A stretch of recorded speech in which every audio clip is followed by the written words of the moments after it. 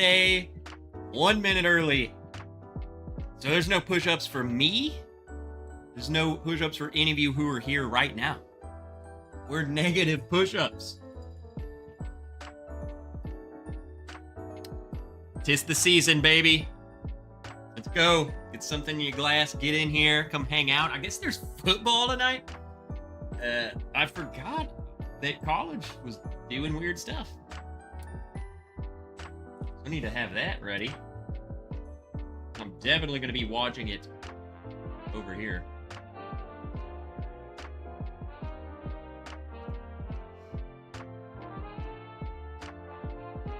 Is there a game?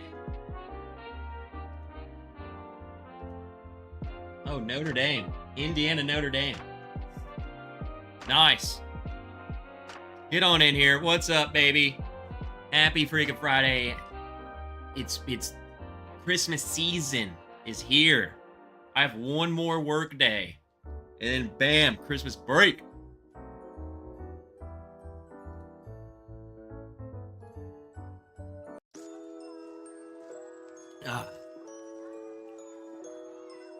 Trying to get this audio right.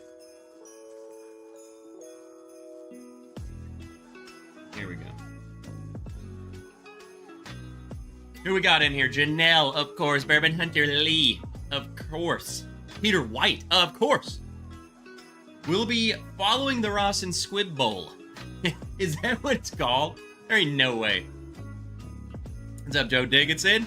Mr. Mom, 5 more days. Nerds unite. Merry Christmas. What are you guys, what's everyone doing for Christmas? Our Christmas, like our big Christmas stuff is happening tomorrow. This weekend. We're doing everything early. Steady ball game. Wilmington, 4-leaf Stacy. College Rams. Yeah, we got a bunch of Notre Dame fans in here. What the heck? Dustin Bocek. But God, we've had this discussion. Bosick. Will T from the parking lot. Get some in your glass. What are you starting the night off with? We got just a little bit of early times bottled and bond. Why not? I really didn't know what I wanted to do tonight. Like what are we drinking? I don't know.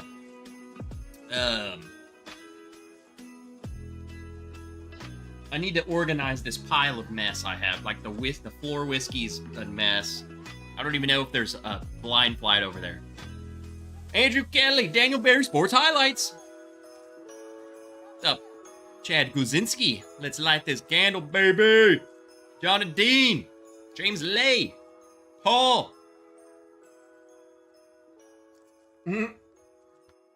Johnny Dean says, ready for the Steelers to spank the Ravens? Freaking. It's not gonna happen. It's going to be the opposite. Holy crap. Dude. Kelsey, I don't even want to know how much you paid for that. But, Kelsey Dime.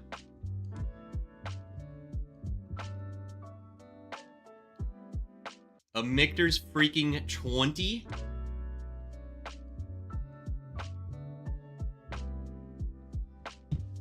Dude. How the heck did you get that? Justin Jenkins, Corgi! Got some early times bottled and bond as well in the glass. At retail, but retail is still a lot, huh? Dustin Pullman's checking in from Chicago. He's out there doing a little winter break, no big deal. What's up, Mo Hops? Merry Christmas, nerds, Tater Nation, let's go! This was the cat sweater.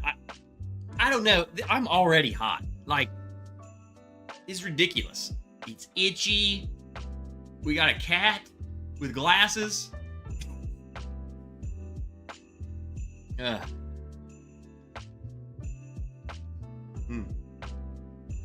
Catmas sweater.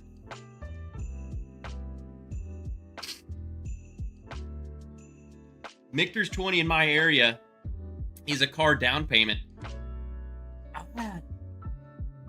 I remember, let's just see what they go for. Like, if you just Google it. Michter's 20.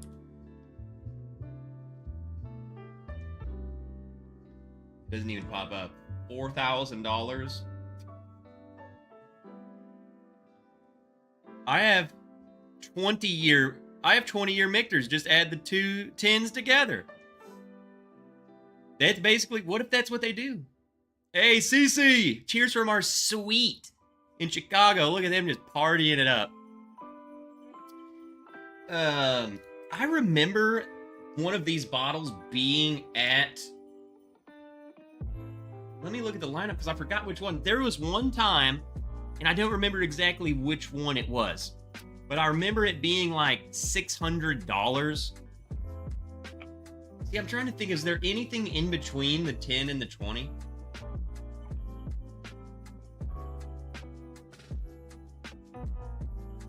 I wish I could see like all of their stuff. Because one year there was one that was like $600, and then there was another one that was like $1,400. It might have been the same one. Yeah, they just 10 and 20, and then they got the 25. Huh? That's freaking insane. What? I just feel like, is that their stuff? You know what I'm saying?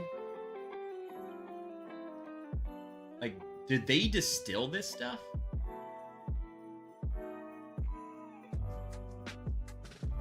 I don't know why I wasn't just screen capping this. The Michter's 20. Beautiful bottles. And they have those, so I don't know. Mrs. staying in hotel suites. I must plan a staycation for January. So Michter's is all sourced. Is there any inkling of where? What's up, Philip, Travis, Scott, Moody? What's up, nerds? Wilmington freaking Piper gifted 10 Bourbon Wrench members. Wilmington Piper. Did I see something earlier? What did I see? I saw you didn't have any whiskey. What was up with that? Oh, okay, there it is. Got my bad teeth removed. No bourbon for me tonight. So he just comes in here and is like, here, take some memberships.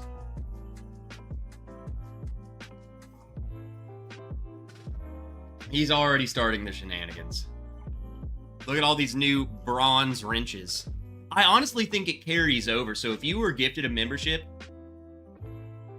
and you get another one from Wilmington, and then the next month you get another one from Wilmington, I think it still tracks. Like, I don't think you lose it, you know? I think it just stays until it renews, I think.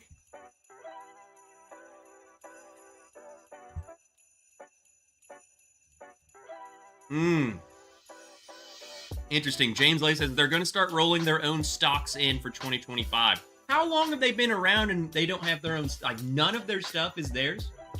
Like the Michter's American whiskey?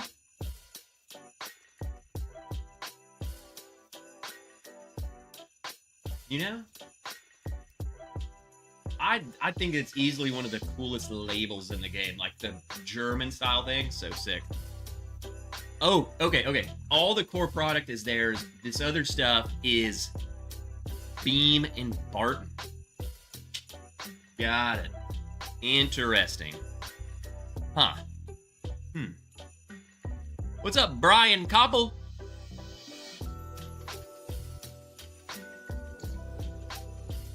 But then again, you never know.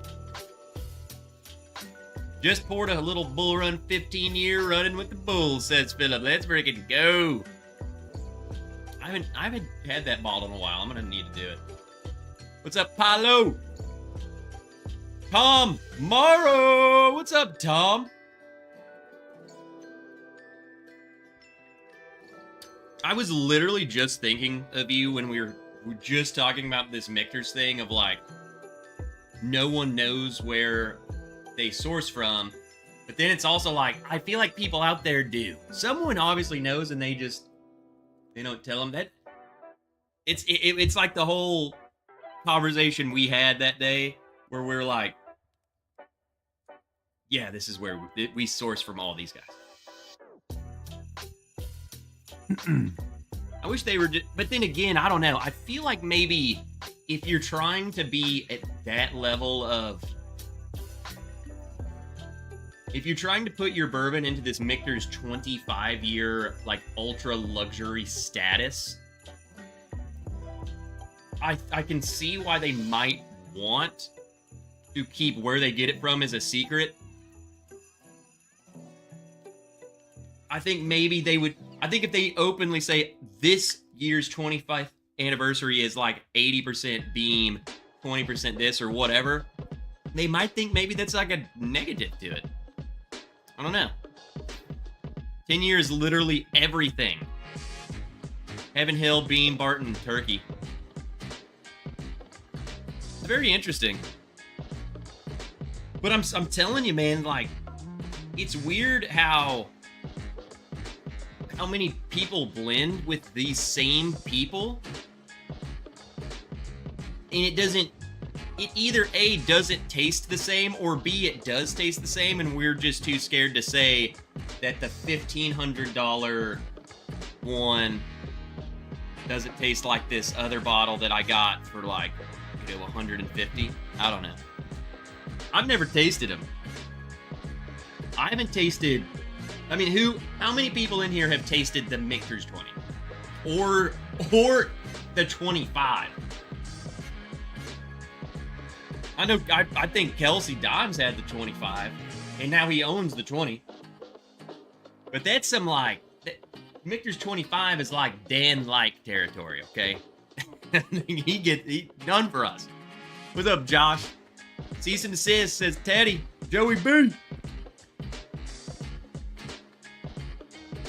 Yo, what up, Big Vic? What you up to, dude?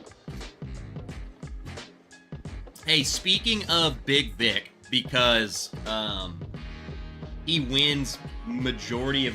Maybe I shouldn't have said this when Big Vic's in here. Next Friday is going to be our huge charity, and I say huge as if, like, it's going to be us. But we're going to do our yearly charity giveaway. And I got a bottle of freaking something good that I'm going to give away. It's El Martili. I'm giving away El Martili.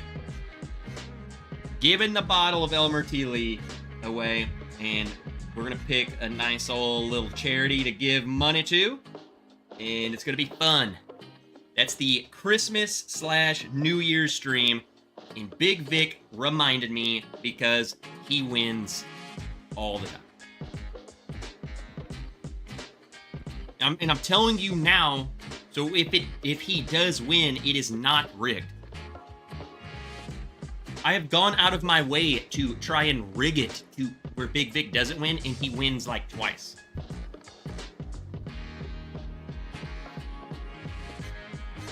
Insane amount of luck.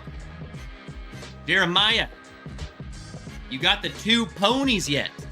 Big Vic says I never win. You've won a lot of, at least maybe it's been a while. I don't know. I know a lot of things. How many bottles are in the giveaway so far? That one, because I just now announced this. It's just that one. What it's gonna be. Here you go. I think I'm gonna add another bottle too. It depends. How much do I have left? Hold on. This will determine it.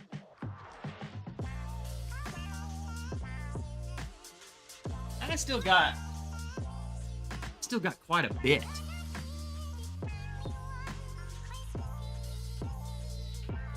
Nope, that's what we're drinking next. There's 2. Well, I think there's a third one because I remember, shoot.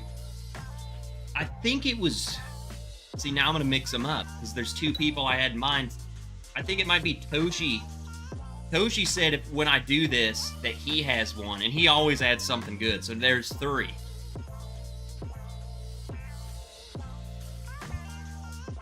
I mean, he had something freaking great. Okay, it was Toshi. Yeah, I'll add some. I'll add some sample packs too. No problem. I need to get rid of some whiskey. I mean, I have some good bottles coming. That's why I'm like, I got 2 good ones, and I might just give one up. I got an Eagle Rare pick coming, so I might add that in too. But I got another bottle, and you'll definitely want a sample of that alone. I can make some packs. What is we listening to? Why, people, you need to tell me when the song is terrible. What's that? Go Dodgers. What? Big Vic says, I have won some good bottles from you.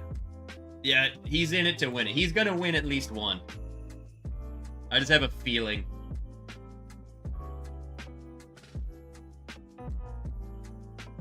Well, I feel like I probably hear the music louder than you, and that was just too much. Way too much. What's up, David Bays? Janelle's back from dinner. Oh my God. Kelsey Dime, make sure you're not drunk before saying that.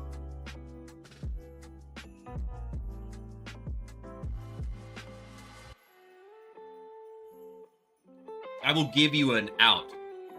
If you're like, yeah, I wouldn't give one away. I don't know. I think some things you can be selfish on.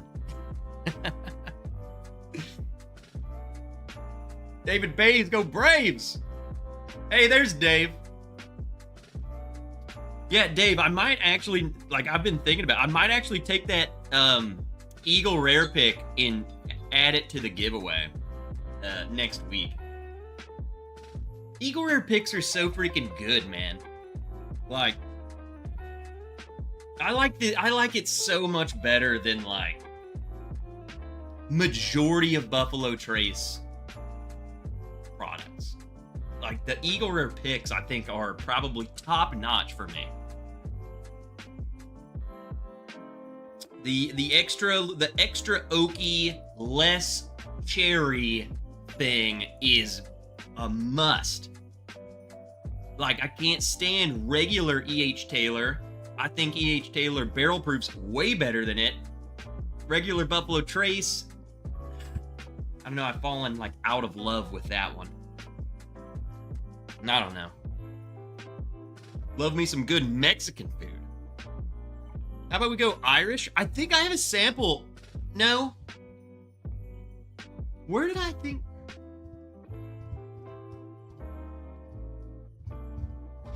It's Dave. Dave sent me a blind flight, and he sent me a message, and he said, these are the results of the blind flight. I forgot to tell you. And I saw one of them was Irish. That was in my head. I was like, I have Irish right over here. That's the only Irish, but it's in a blind flight. And I may have looked at it already. I know there's Irish.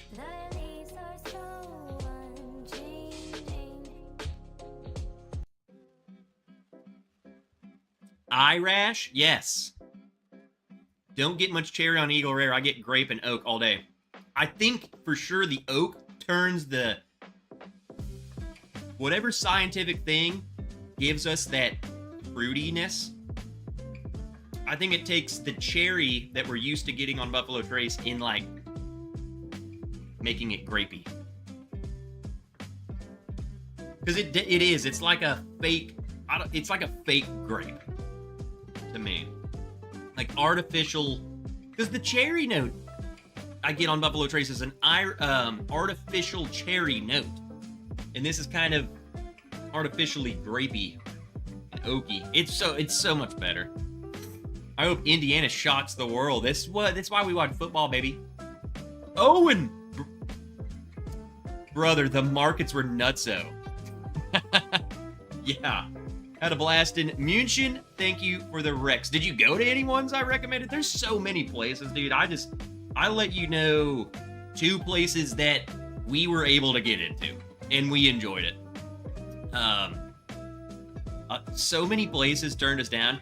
Speaking of Christmas markets, they just had an attack at a German Christmas market. I forgot where, but a dude just drove his car through the crowd of people. I don't know where, like the town I've never heard of. It was nowhere near where we were at. I don't think. I mean, I've never heard of this freaking place. But dude, like, full blown just drove through them. We can look it up. Forget how many. We just type in Germany markets. It should, right, yeah, first thing. 2 dead and dozens injured. Nearly 70 injured. What the heck? 1 hour ago. Okay, it's in the town of Magdeburg.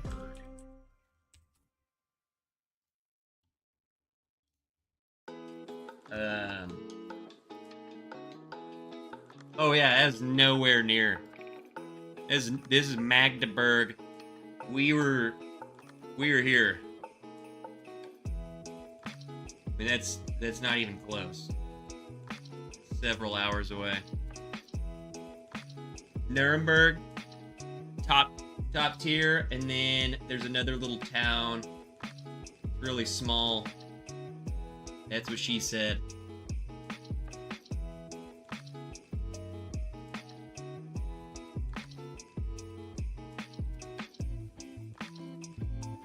Oh well, I don't know. I can't find it. In München. That's crazy though, isn't it? Like, who freaking does that? Glad it wasn't freaking you, Owen.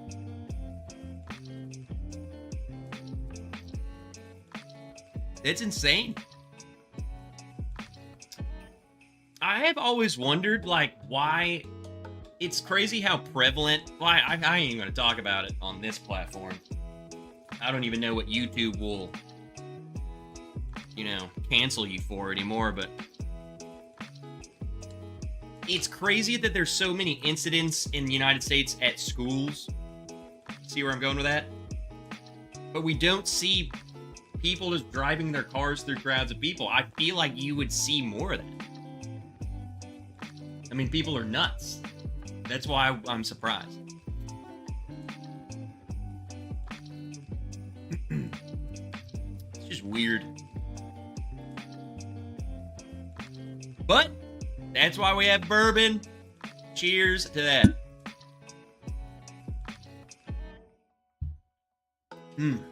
Yo, yeah. That's so dang good. I've had this pick for a long time because it's freaking massive. But this is all, I mean, I've had this for years. This has easily been one of my favorite Eagle Rare picks of ever. The thing is so good. I bet you this would beat out most of the stuff that's on that shelf. Crap is so good. I might even pour more of it. Like, why not? And it's a huge bottle. You just gotta like,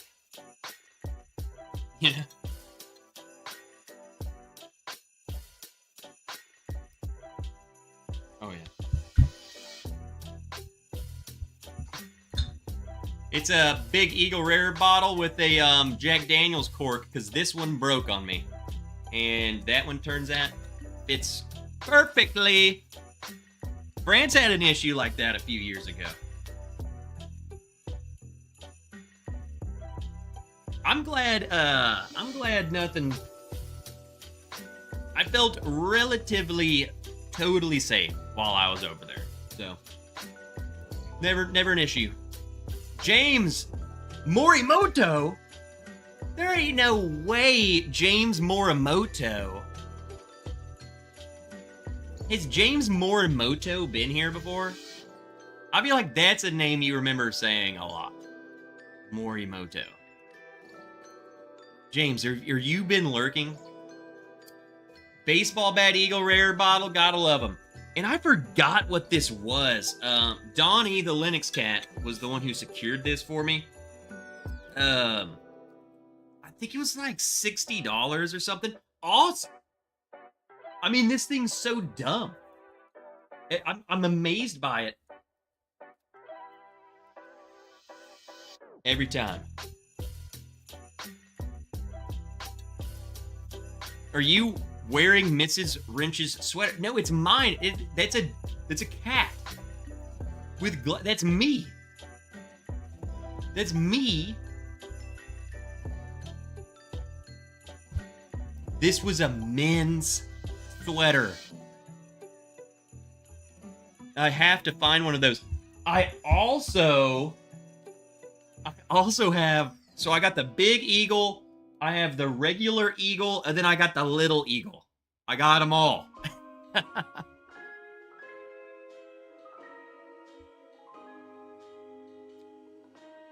I got them all. It looks like a size medium. It's because I'm freaking jacked, dude. You don't even want any. Lurker for sure. James Morimoto. Don't be a lurker, brother. We're in here hanging out every Friday being weird. Get your wrench merch. Hey, let's see if they got any deals coming. Your order will be delivered after Christmas if you click the link. I need to get 2025. I already got a lot of things I have so many things I'm working on. We're gonna revamp like everything. I want to switch it up. I want it to feel fresh. Let's see if there is like a Christmas. It's not. I have to go into my version. Let me log in.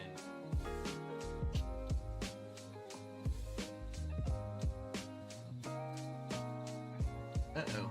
Missing payment information. Let's see. Where are those little discounts? Hey, someone bought something during that sale. You guys were sleeping. I'm trying to get y'all a discount. See if there is. I mean, there's always discounts. Right here. Well, they don't. It's not until January. They have like a New Year's sale. That's freaking lame. What if you want to buy it at Christmas? Oh well. Whatever.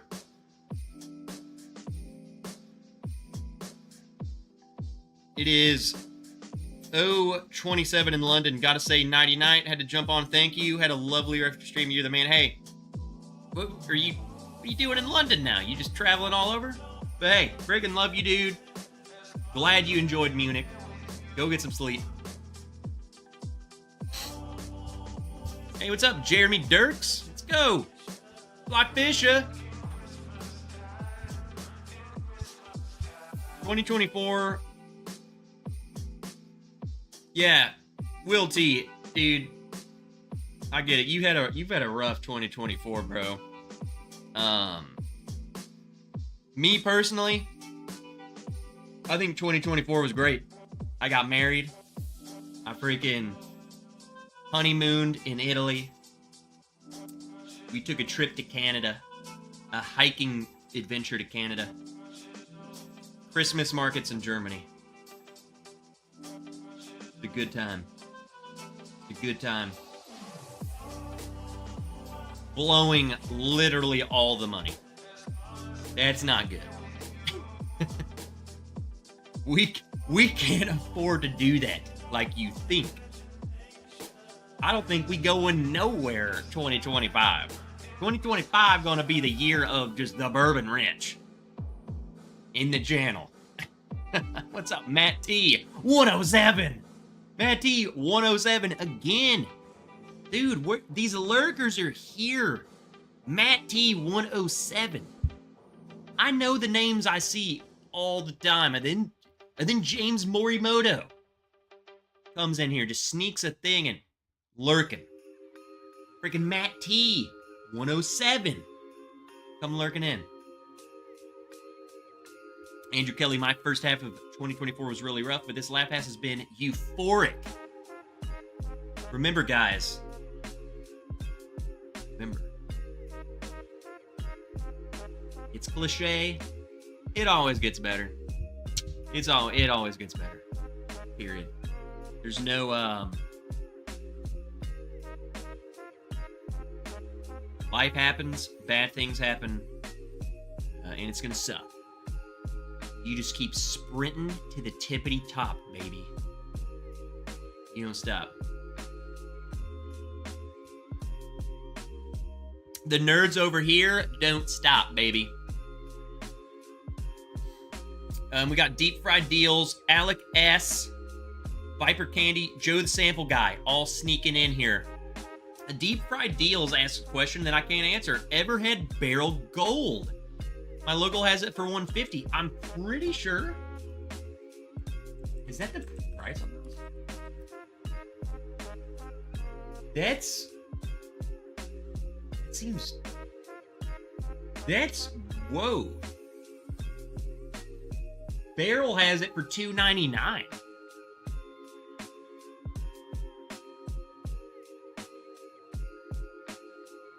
Matured for 18 years.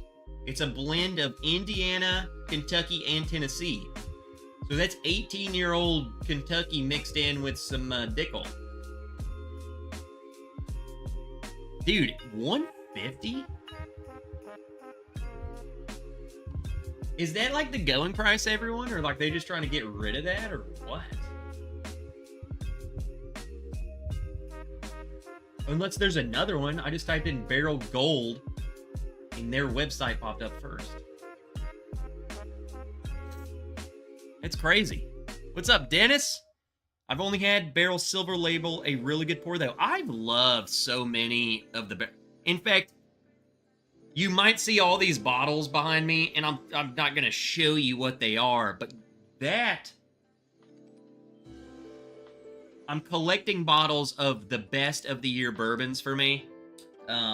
Nothing crazy. I really didn't get a lot. I almost struggled to get 10 of them. But I can tell you there's 2 barrel bourbons in my top 10. 2. Just picked up the Barrel New Year's release. What's your thought on it? Says David Fox. Freaking good. We'll pour that next.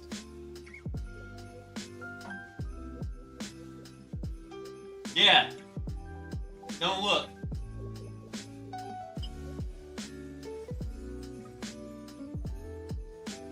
I mean, shoot, this might make it onto the list too. I forgot about that was back there. But New Year 2024, they might have the. Did you get the 2025? Because they usually release these like right before the New Year. So the 2025 might be out. Like I got this earlier. So, how many makers are in the top 10? 1. Which one would it be? Barrel Mizunara is tremendous, says Chad Gazinski.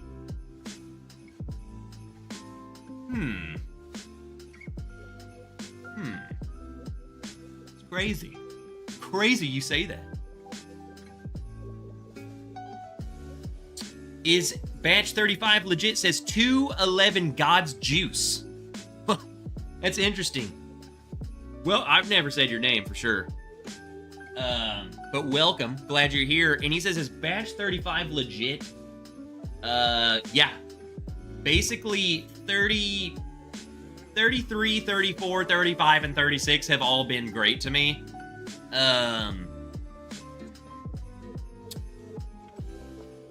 I mean, if you have a choice between them, then my answers would be different. But if all you have is like batch 35 sitting there, I would say that it's totally worth it. But if you said, well, I have the 33 versus 35, or I have a 34, 35, 36, and I only say that because they are different. Like a 34 and 35 are totally different. No such thing as a good Maker's Mark. You're right. Only great ones. Hey, what's up, Donnie? We were just talking about you because I've been drinking this bottle. Look familiar? Yeah, hit the freaking like button, people. Don't be weird. Keith Barr says, join late and missed the first part of your story. Did you hit the Christmas market in Erfurt? No. I don't even know where that is.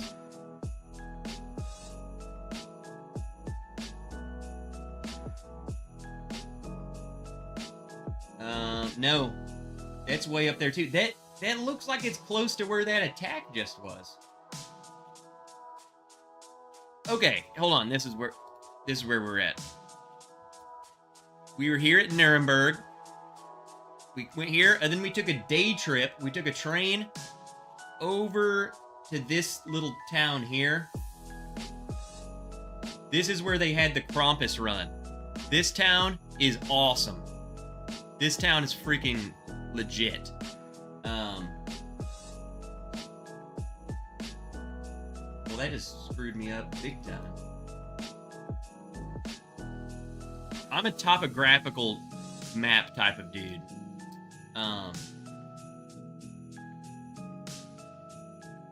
There's this nice little marketplace here, and then here, you know, like, you got the Christmas area down here. All of this was Christmas market. This whole little plots. I mean, look at the buildings, man. It was so cool. Highly recommend going to this town, and I can. If you ever go there, I know the restaurant to go to. No one's there because it's a random place. So Erfurt is way up there. So we are in Nuremberg and Munich. And then we also went to Salzburg, Austria. Right here. We took a day trip over here. So I'm a Google Maps freaking love. I can take you anywhere. I can take you to the military base in Germany that I was at. I'm so good at it. We got Nuremberg without even remembering. Munchburg, here we go. Wow, I say that and I can't even find it. I'm going too fast.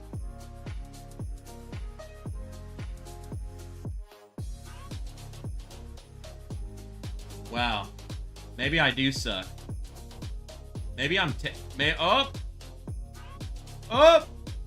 Oh, it's crazy! Huh! I found it! I found exactly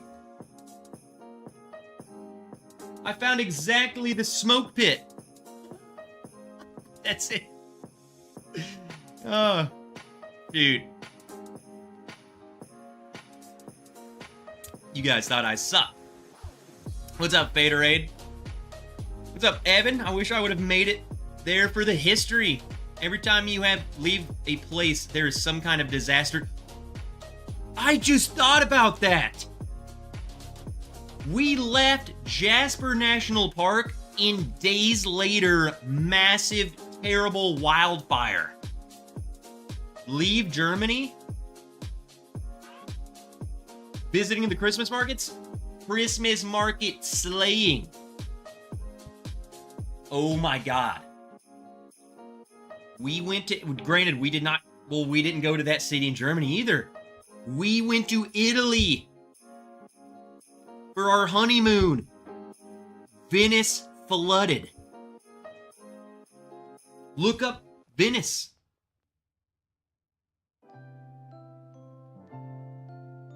I think we destroy everything we love. And by we, I mean me. David Fox says, I got the 2025. Well, you're going to have to tell me how good that one is.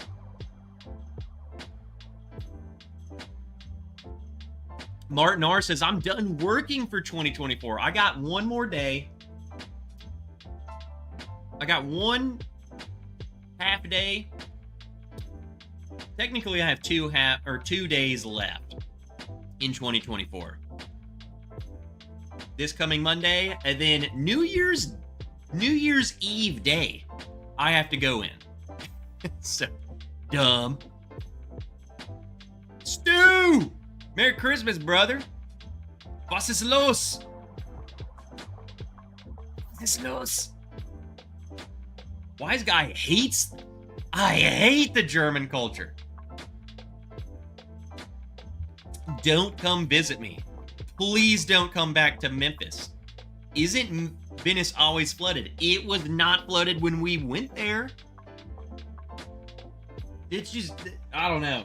It's crazy that you just mentioned that because I've never thought about it, and then I didn't. It made me remember the Venice thing. Salendi. I have a tax stamp 1957 Crown Royal untouched. Unsure if it's any different from today's stuff. Well, there's only one way to find out, but let's do a little pour of this 2024, which I guess, I mean, you couldn't put this in the 2024 release because it came out at the end of 2023.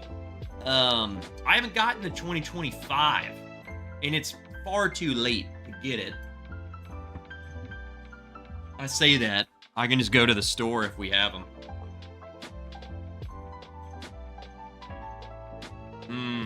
It's good stuff, man. Barrel knows how to freaking blend, man. Right? Am I the only one who loves them? I feel like the people who love them, and other people are just like, whatever. But then they don't give them another chance because they are they're expensive. $80 like is your base price. They did drop a barrel, I forgot what it's called, like the 5-year or whatever. And it's supposed to be the like $50 easier to get bottle. But I don't know, for $80 compared to majority of the crap I have, I drink more barrel, I think, than any other bottle. If I'm really being honest with like how much of which brand I drink, it might be barrel. Like, it's gotta be. I mean, I've gone through so many of their stuff, and it's so good to me.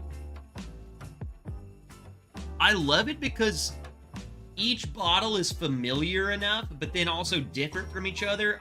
It's not like I feel like I'm just drinking the same freaking crap in just a different bottle.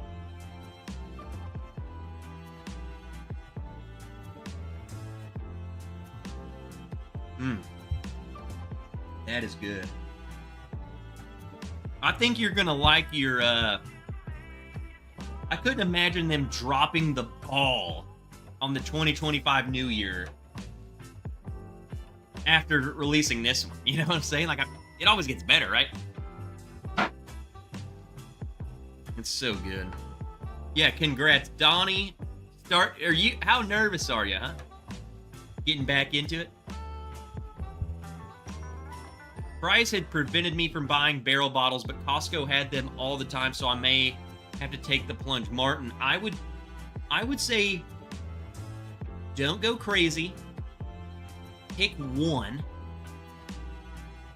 And I would, so for instance, what Viper Candy says, I think is very much accurate. Barrel Foundation is good, $43 to $50, but there are still better options at $50. I think some of these barrel bottles at $80, I like them so much more than like other bottles people are charging $60, $70, $80 for, that I think it's totally worth it. I would just pull the trigger on like one standard like barrel, like just a barrel bourbon batch 36, 35. Or if you see the barrel Mizunara finished, you know, I don't know. I don't know what's on my list of the top 10 best bourbons of 2024. The Mizunara. It's really freaking good. It's honestly amazing. See, Henry says barrel dovetail. I would not I think that's the only barrel bottle that I don't love. Like, I don't know if I even like it. Not even lying. I'm just saying. I don't. I'm getting it next. I'm getting it next. This is how tonight goes. We steer the ship. It's not. I just don't think it's. I don't think it's gross. Don't get me wrong. I'm not like, man, this is bad. It's just more of like, I liked the other one so much more. Why would I drink this one? That's where I'm at. But here's the thing. For someone, so like, Martin's never bought a barrel. I would never be like, start with the dovetail, because that tells you nothing about majority of their other stuff. The finishing on it just overtakes it. It's like dovetail is so finish heavy or finish forward. It's all about the finishing on that you don't really learn who barrel is. If you go to the store at your Costco, they probably going to have batch 36 there. It's great. I would get that one.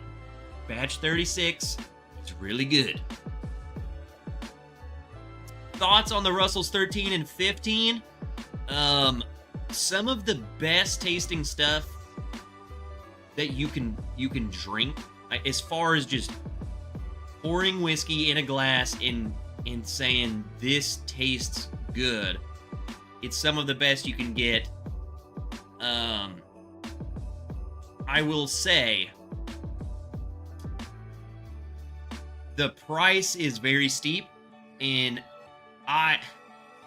a lot of times it's marked up, especially that Russell's 15, man. It's pushing $300, $400 when you can find them, and it's not $400 good to me.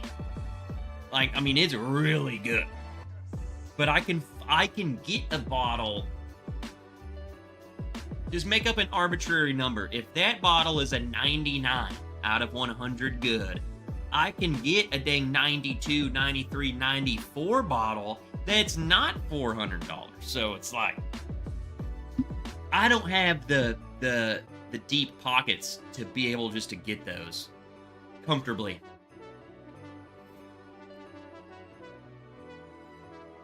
Paul P, what's up? Cheers, everyone. Quick drop in.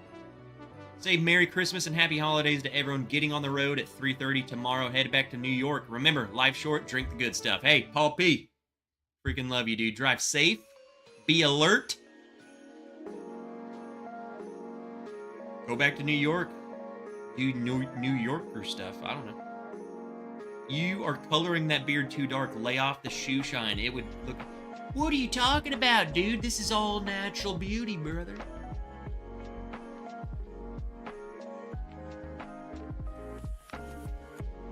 Got a fresh cut.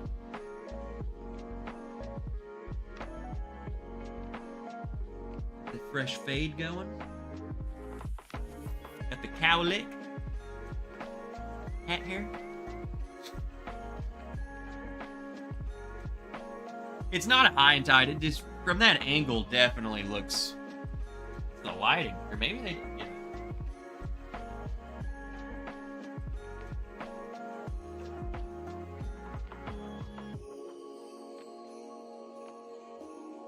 Freshest of the fresh right there. Those Junkies juices are damn good. Always grab two. Which one? Oh, the Night Stalker.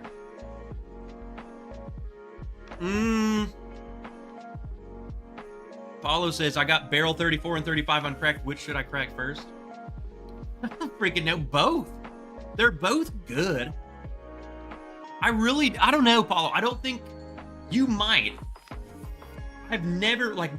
I have the hardest time when I drink those, because it's like, I can tell they're different, but they're all so consistently good that it's like, well, I don't even know which one's my dang favorite, you know? What's up, Odyssey Rider? The baby is asleep. Let's get hammered. Let's go. Catch up. Hurry up. They've had at least 13 or more dovetails, so don't judge them all by one batch. That's a good point, too. Just waiting on that Evernorth announcement. I am, too. I'll text Dan and say, what's going on? What are we doing here? Fresh Crack Friday, which one? Night Stalker 3 or Redwood Empire Foggy Burl? Or Old Granddad 16? So look, everyone was saying Night Stalker 3. I mean, go ahead. You got to do the Night Stalker. The people have spoken, brother.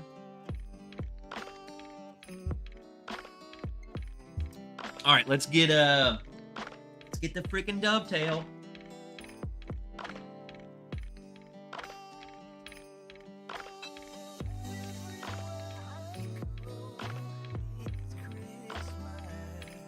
Whiskey finished in rum, port, and Dunn Vineyards Cabernet. Sounds right up my alley. Maybe it's changed. Maybe time has changed. Ciao, nerds. What's up, Joe? Do push-ups. Your latest best. EMC. Holidays. Cheers.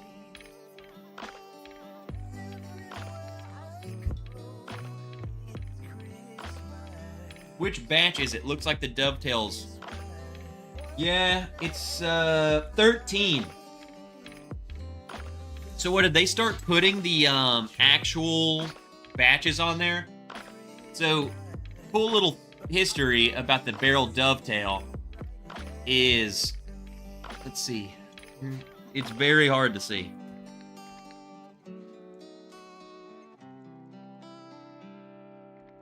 They used to hide the batch. See all these little triangles? Where am I at? You see all these little things? The very last one is the number. There it is. 13. I think it's pretty cool, like hide it on that little thing.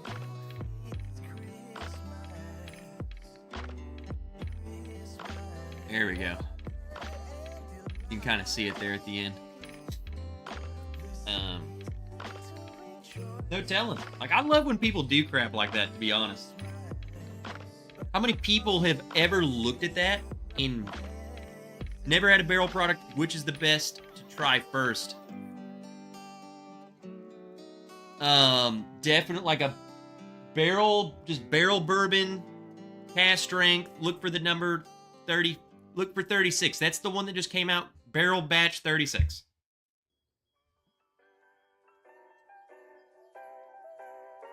Something like this.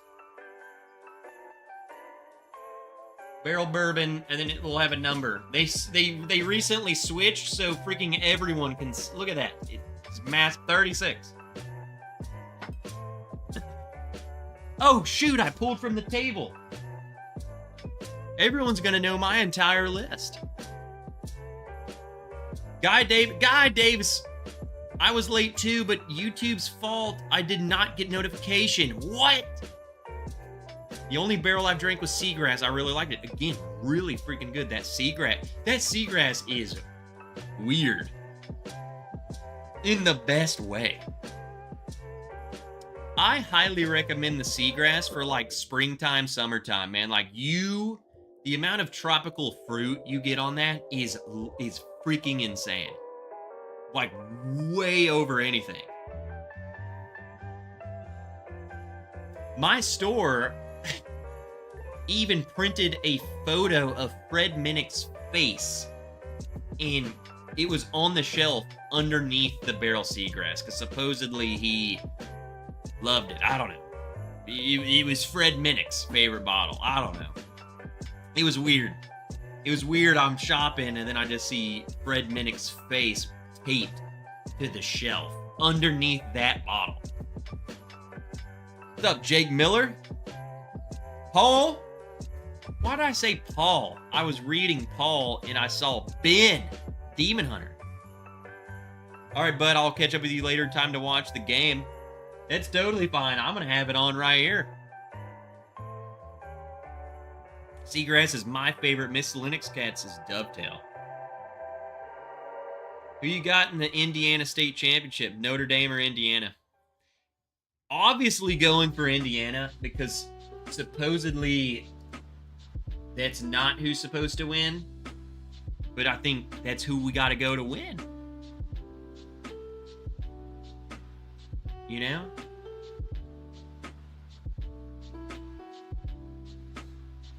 I mean, what do you guys think?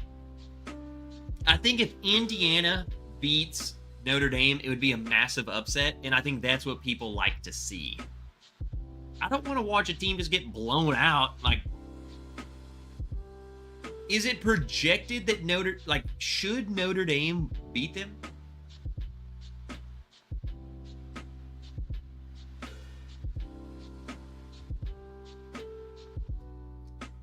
Oh, yeah. That dovetail just ain't it, man. But did it say F your train under Fred? No, it didn't. They didn't even know. I don't know. This particular dovetail badge 13, I'm sorry. It's not my favorite thing. It does say whiskey, not bourbon. Because, and I only said, let's read it. Because this definitely, let's get the light out of the frame, shall we? Amateur. Distilled in Indiana and Tennessee. Is a marriage of spirits. I think, like, there's no way this is not just bourbon. I think they blend in some sort of. Well, what else would they blend in there? Indiana or Tennessee? I don't know. There's just something so weird about it. Like so ethanol-y. It almost makes me. Maybe it's light whiskey. It's probably light whiskey. The Indiana's probably light whiskey. That's what it is. I just figured it out. Because there's something so alcohol-driven forward.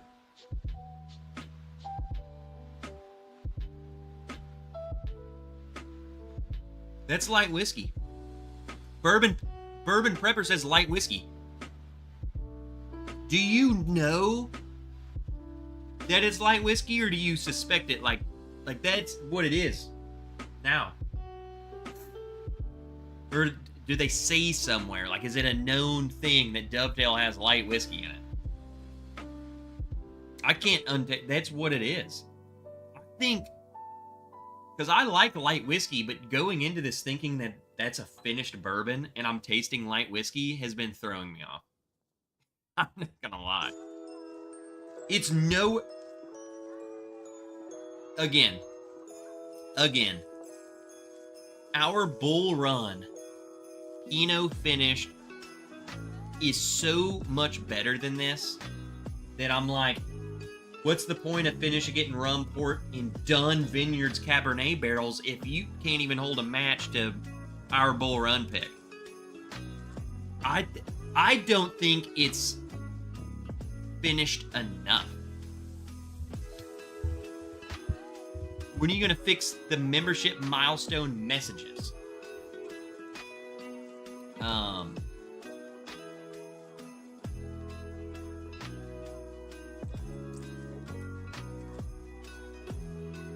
Take a look.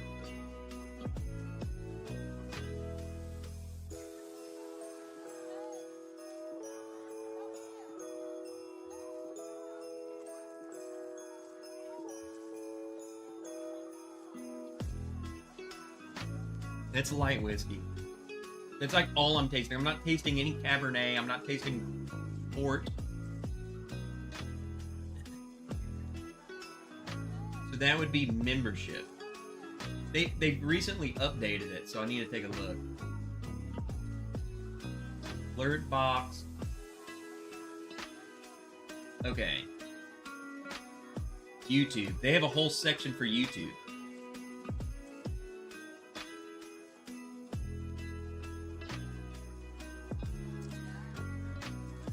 Members.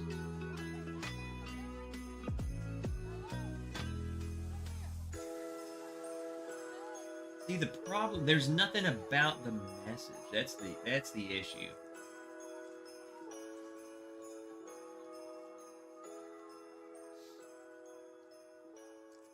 Here, let me do something real quick.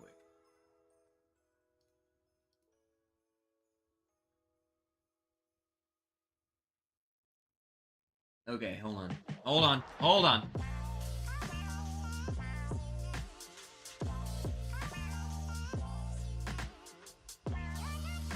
Then let me... Alright, let's try that again.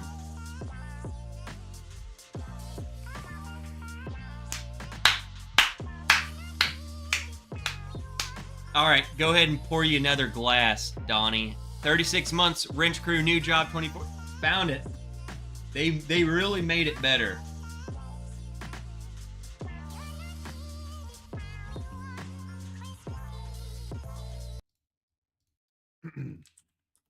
Getting sick of all this music.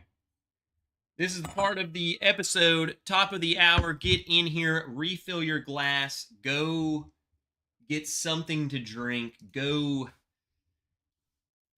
to the Bourbon Wrench Patreon and become a member of the Nerd Crew.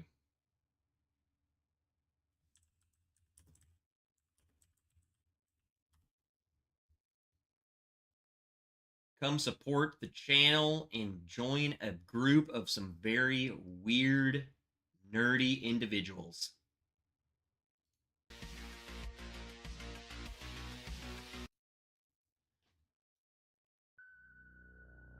There we go, baby. Let's get weird. Go meet the Amazon guy. I don't gotta go. Trev, has it been 2 or 3 years now since the December live stream where there was that massive tornado? I think that was like 3 years ago. Hollow. Cheers, buddy. I guess that means I gotta, There are 2 very good teams on this field. I got the game up right here. 67 in chat, 44 likes. Do better. Come on, people do better, man. I get it. There's a huge football game on. Well, I'll do a play-by-play if that makes you feel better. Maybe it was 2 years ago, Faderade. There's so many tornadoes, I don't even know, bro. Donnie, did you see? Donnie, look.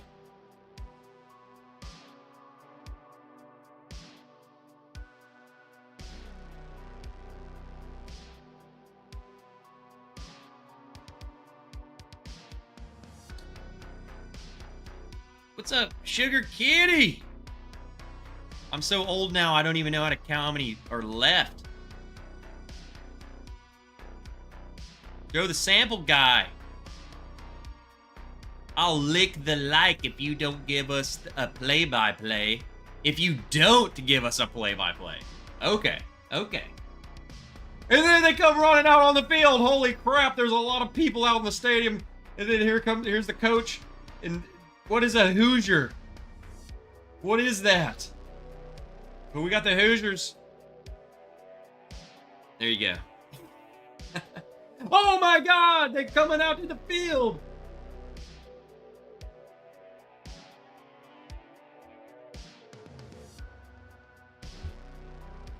We used to have a certain goal for likes. Does that still apply? Yeah, everyone's watching football. I mean, whatever. If we get 72 likes, then something will happen. Whatever.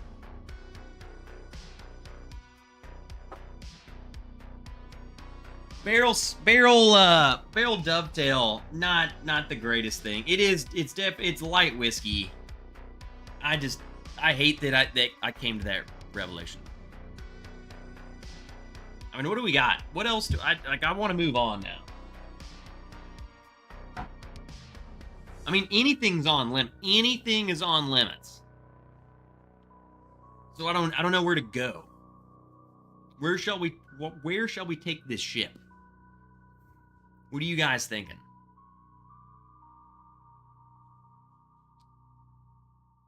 What is this football you're talking about? It's American football. What's your weirdest paranormal story? My grandma, who... I love how this is where we're going.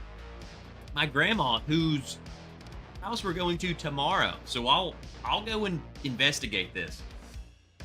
But the dude who used to live in her house died in the back bedroom. The back bedroom was when I was a kid, that was like my bedroom. And anyway, she tells some crazy... I'm going to have to film her. Does Patreon allow for... I might have to just make a compilation video and upload it to YouTube just for you guys of her telling ghost stories, because it's all of them. I'll give you one, because now I just planted a seed of I'm gonna film her tomorrow. We're gonna give her wine, and then we're gonna ask her about ghost stories. There was one story, she was making banana pudding or something. It was like a stovetop thing, and there was a ladle down in the bowl, like where it can't fall out type of thing. Like that is a big thing. And her dog at the time started freaking out, and she ran into the kitchen, and the ladle was out of the bowl, but then like it was like drug along the table. So it was like on the other side of the kitchen counter. So it's not like it, even if it could just fall out, it's like it was way over there. That's what she says. His name was Mr. Wallace. He's even got a name. We know who it is. Graham and all grew up in a haunted house, and he is a believer. Still looking for a Middle West cast strength pick. Elijah Craig barrel proof. Let's go. Gene Branham, cheers, Trev. All you nerds out there. Look, a lot of people are starting to get their red, white, and blue wrenches, which I still don't know if that's what's going to stick, but that's the new wrench that's out. Truman, do freaking push-ups. Whiskey Juice, do push-ups. Have no fear, Whiskey Juice is here, and he's jacked from doing all of the push-ups for being late. We should do a campfire ghost story night. Donnie, yours are also... That's an American flag. That's what it's supposed to be. I know, I get it. It's hard to tell.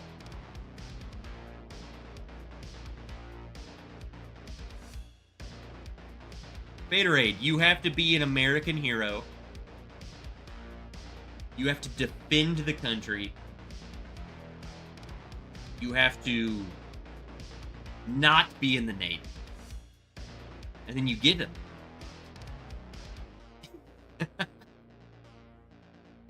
Bro, Faderade, that's your wrenches. When you look your rainbow, bro.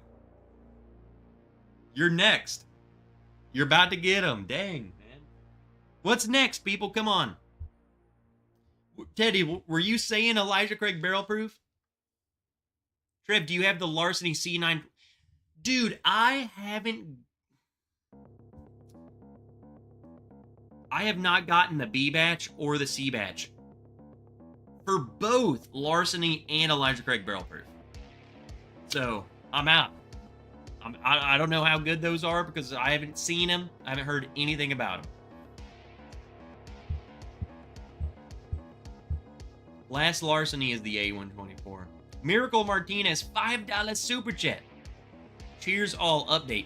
Had my 6-month surveillance oncology appointment. No new growth or tumors detected. Trev, how about you drink some stag? Well, that's what we're drinking right there. Miracle Martinez, do you have a specific batch you would like? I have a lot of batches. I think my earliest batch might be 9. I have something weird. I have like a 9, and then a 12, 13, 14, 15, 16, 18, 22. Weird. I feel like I have a random early one, and then 12, 13, 14, 15. How about 16? Well, let's find out. Dag batches. See which one. Batch 16 is the 130.9. 130.9.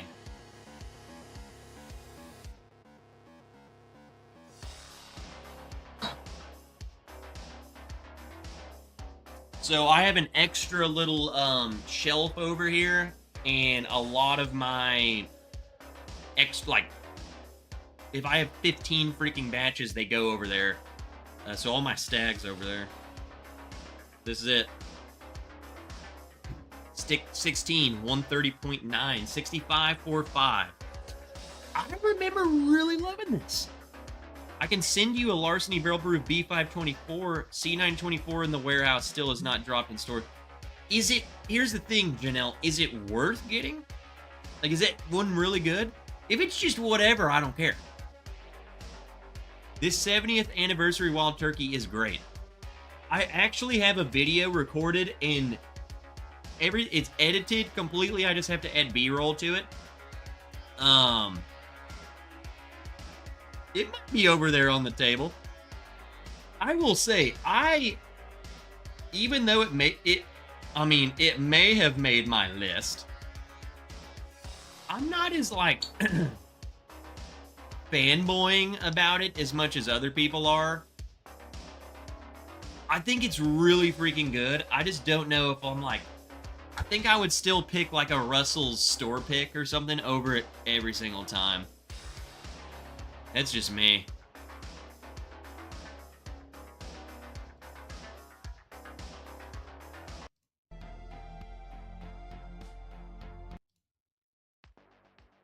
I do really like it though.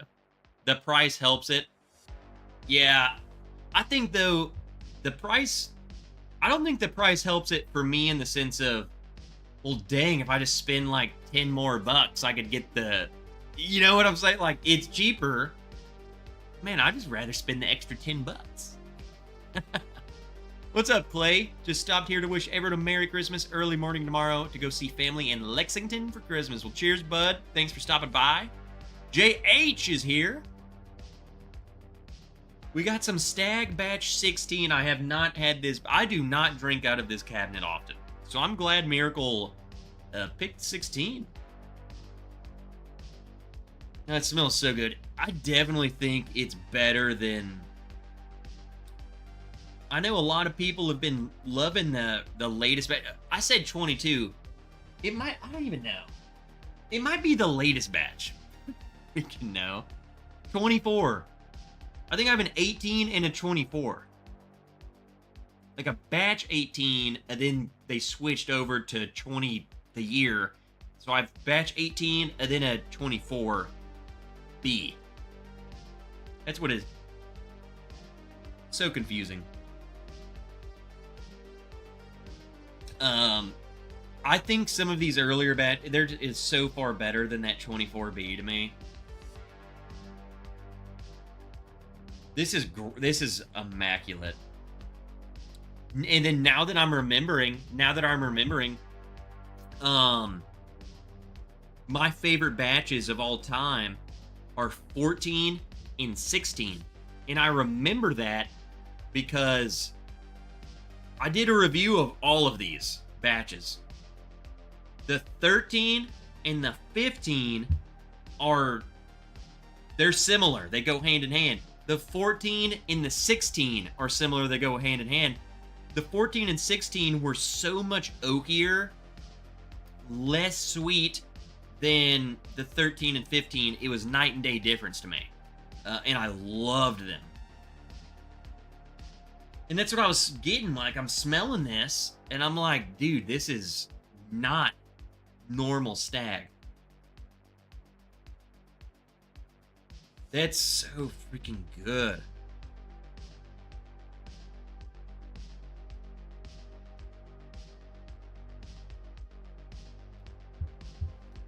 tie a bow on it, get it out of here. We might have to add a sample of this to next week's giveaway. Something old school like this. Just let people, like, you're not gonna find a 16 anymore. Just to be able to try it. That is so good, man.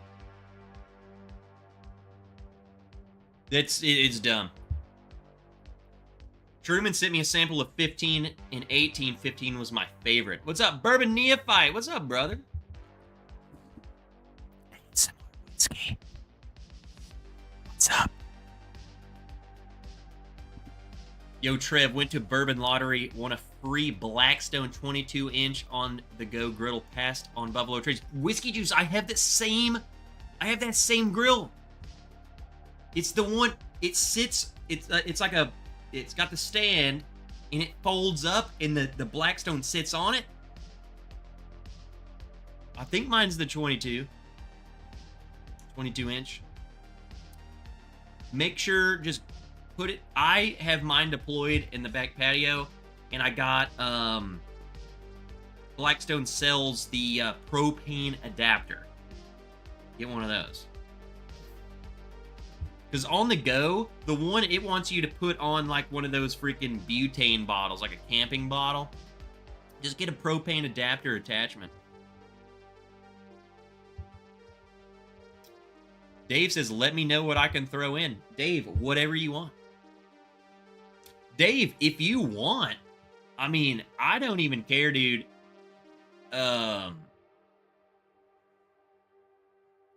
Your local store, I mean, I'm sure they've sold out of all that good stuff. I mean, I will throw it, I will buy. If you can get any more of, like, what people would want, like, if you can get more E.H. Taylor or something, or another Eagle Rare pick, we'll give 2 of them away. I'll buy whatever. I can't get that stuff, and I feel like that people love a chance to get that kind of stuff. I should have told you today just to get all 3 of those freaking E.H. Taylors. We were just giving them away. Whatever you want. It don't matter. Do a sample pack, man. You don't have to do a bottle.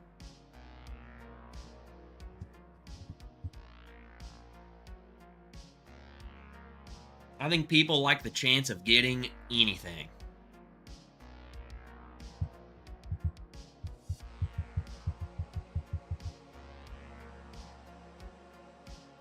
This is so good. This is another reason why I kind of keep it over there, because I feel like I know what this is. Like, I know I'll never be able to get this again, and I'm like, man, I don't want to freaking get, I don't want to finish this bottle. It's so good. Dave, just shoot me a text, like, ask them, see what they got, and let me know what they got, and I'll buy whatever. We can add some more cool stuff to the giveaway.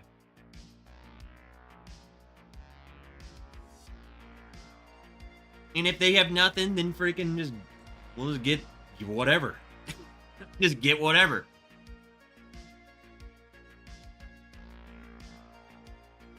Trying to trade for a batch 12 stag. I don't even think the guy knows what he has.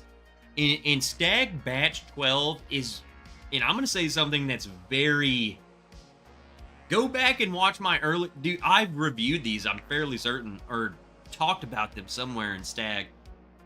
Batch 12 is usually regarded as the best batch of stag.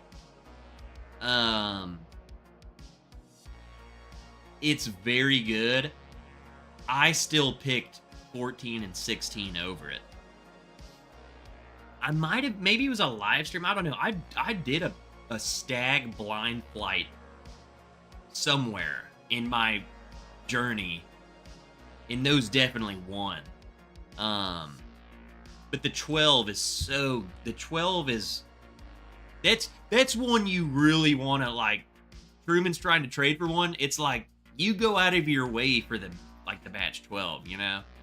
It's just notorious. What's up, Christopher David? How the heck have you been, man? Good evening. Merry Christmas. Freaking legend. Mark Emmenegger, nice sweater nerd. You wore that on when... No, I didn't. I wore my freaking pajamas, dude. And Mark, yes, I'm glad I'm back from that too. We were talking about it earlier. We pulled it up.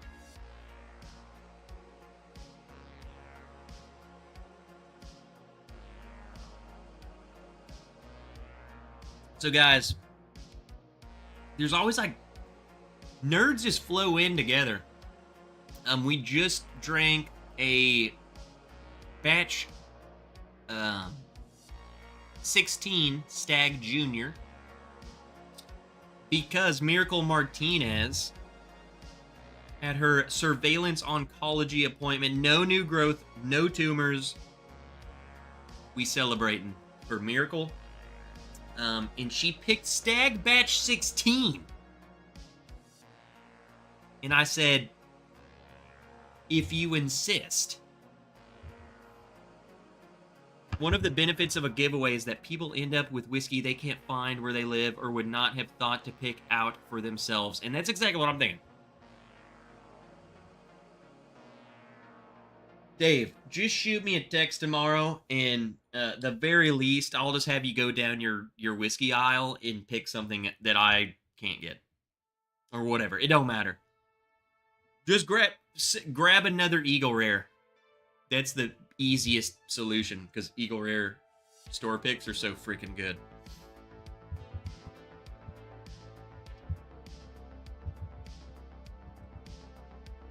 I bought an old Rip Van Winkle tin after winning a raffle. It cost me $130. Some people say drink it, others say flip it, but I've never flipped anything. Martin, I don't flip anything. If I get lucky and I get a bottle for $130, to me that bottle cost $130, and I'm gonna drink a $130 bottle.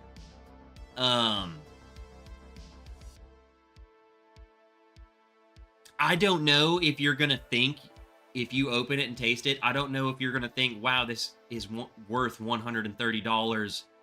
Man, I should have flipped this and got, you know, a couple batches of Stag. But it's like, I don't want to go through the hassle, and this is a bottle that people seek out.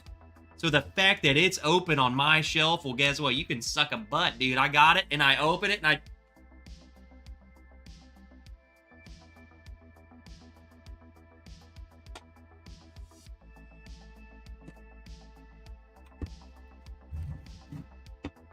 Mainly because, I had some help on getting some more of this.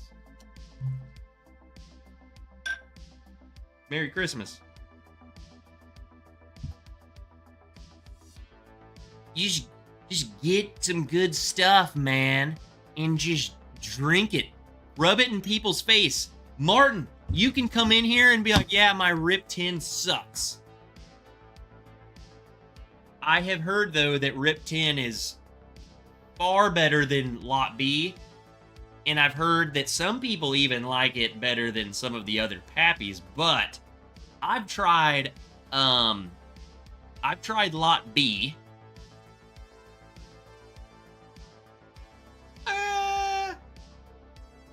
They should probably just stop making that stuff. I don't know, like, just make more Rip 10. I don't understand why that one exists at all, but it does. And E.H. Taylor Barrel Proof exists, and that's freaking delicious.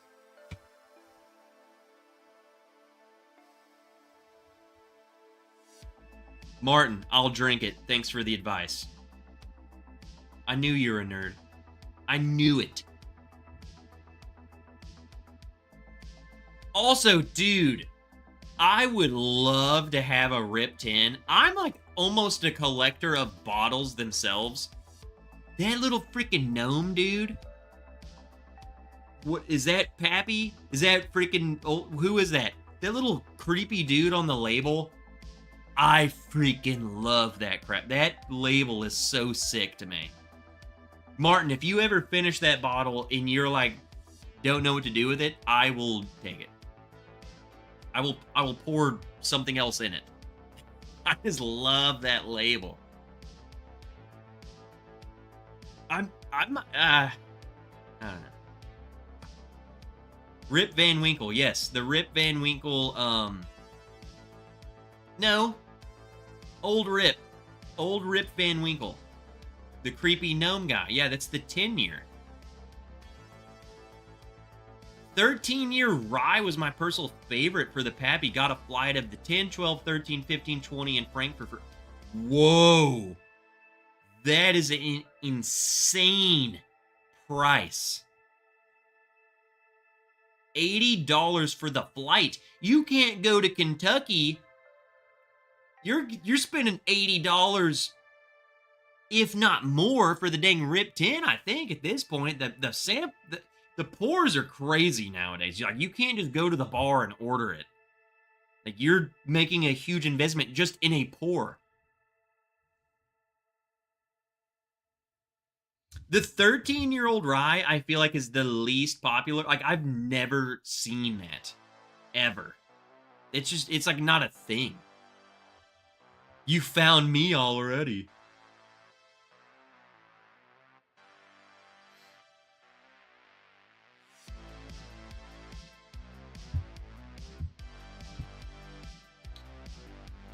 My God. You guys want one to...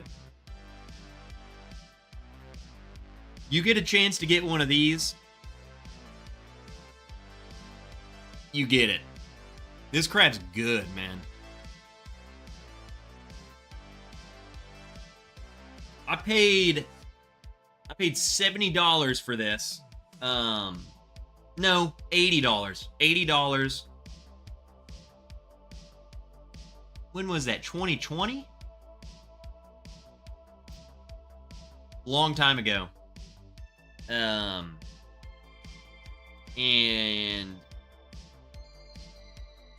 the dude who owns my credit card, Dave, he actually secured another one. I guess it's the 2024. Dave, are you still here?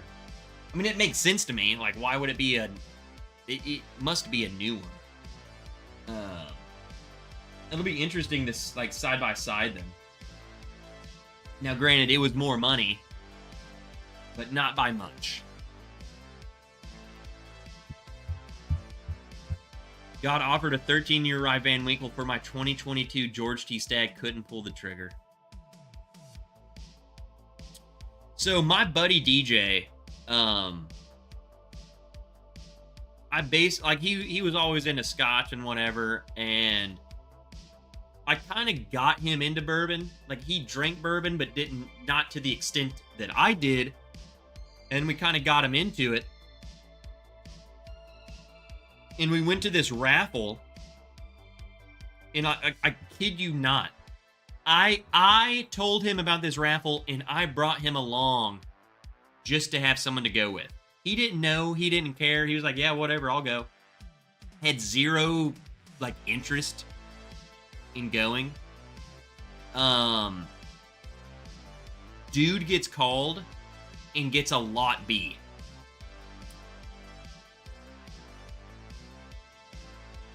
Just wins, you know, Van Winkle, Pappy. You know, everyone, you get butthurt if you call lot B Pappy. Guess what? That's all, it's the Pappy line.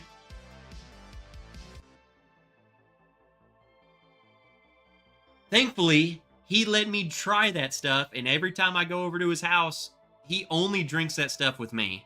I don't know. Maybe he's just doing that because, I don't know. Weller 107's better. Him and I both decide, like, I bring all of my Wellers. Every time I go to his house, I'll bring my Weller stuff, and we'll side by side them, and like, Weller has won every time. Foolproof. 107. It's better. I don't. It's just crazy that the name is attached, so therefore it's hard to get. But it is not superior by any means. It's good, but not as good as people want to believe.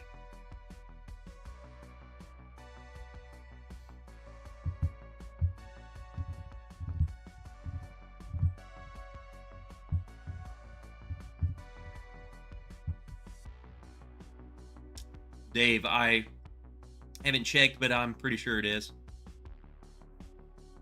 I would assume it is.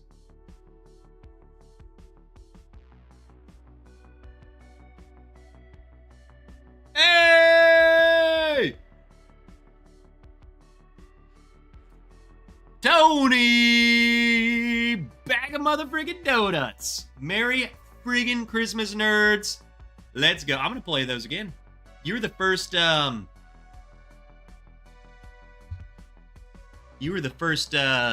Christmas fireworks of the night.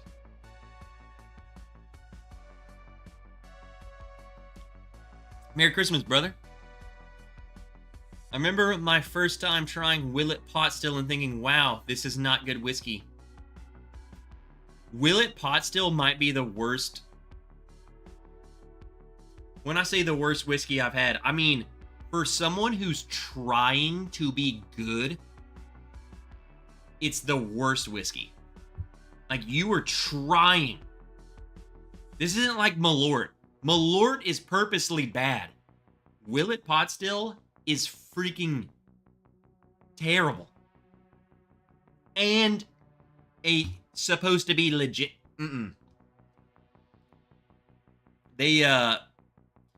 They need to trash that one. Just get them out. It's so bad. I got a Rip Tin pour. Oh, I almost thought you said you got the bottle. Rip Tin pour here in Connecticut for $30, and it was great. Just drink at home, eh? Yeah. Way cheaper and way better. Oh my God, Amazon.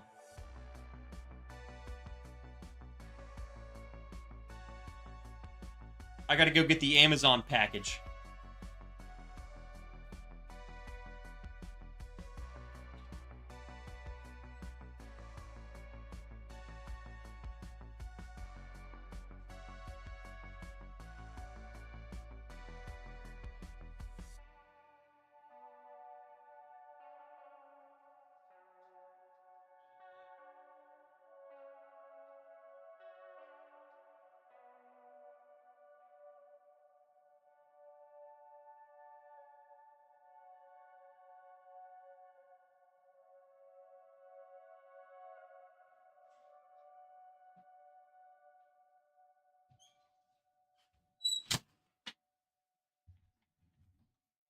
Dang.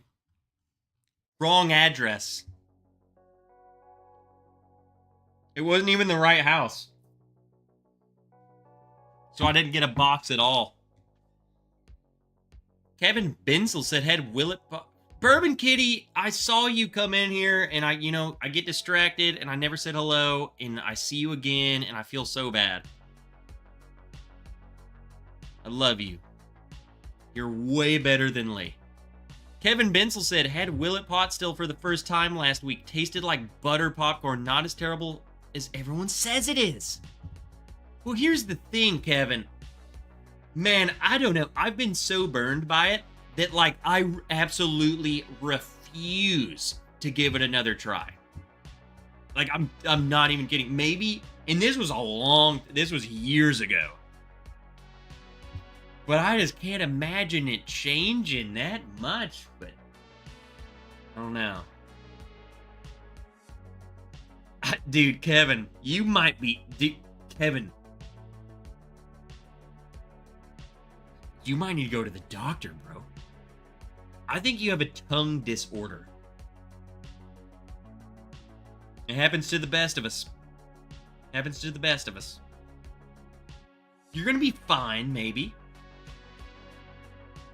I mean, as long as we haven't killed enough brain cells from drinking the pot still, I think you got a chance. You might live a normal life. But I don't know. You might be a Notre Dame fan. I don't know.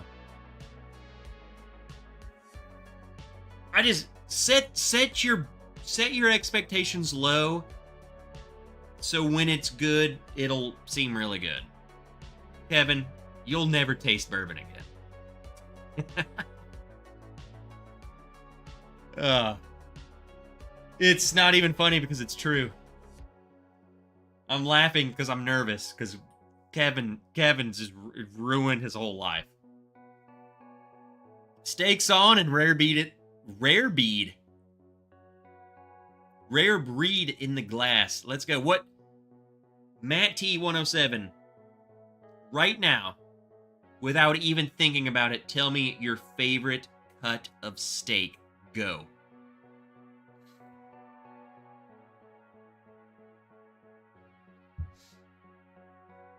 And if you're wrong, you have to send me the steak. It's mine. He says ribeye. I'll accept ribeye.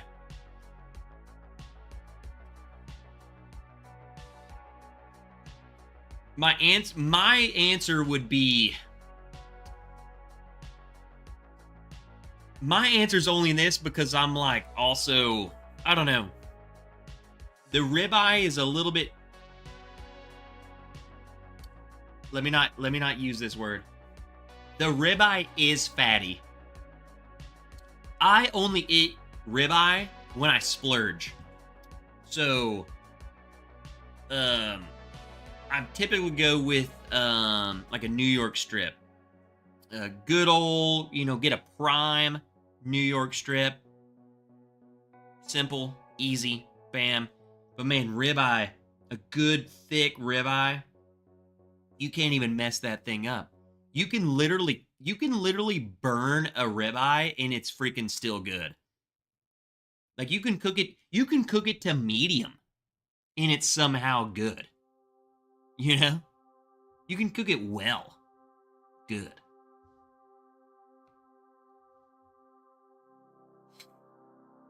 A porterhouse.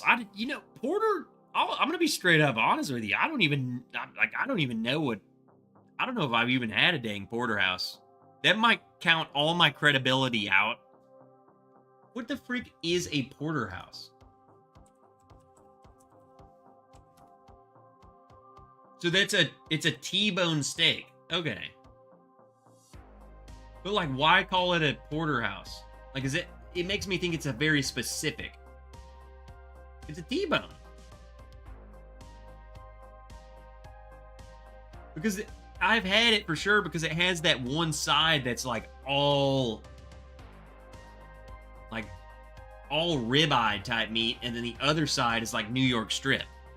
Is basically what it is. Like, let's be honest.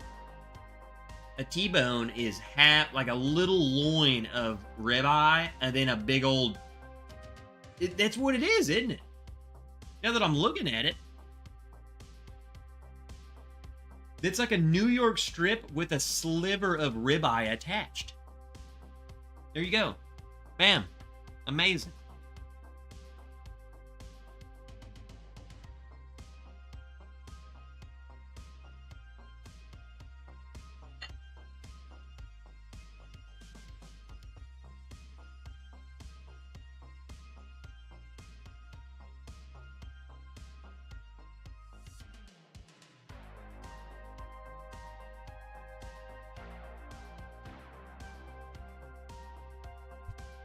I mean, this is basically our Christmas stream.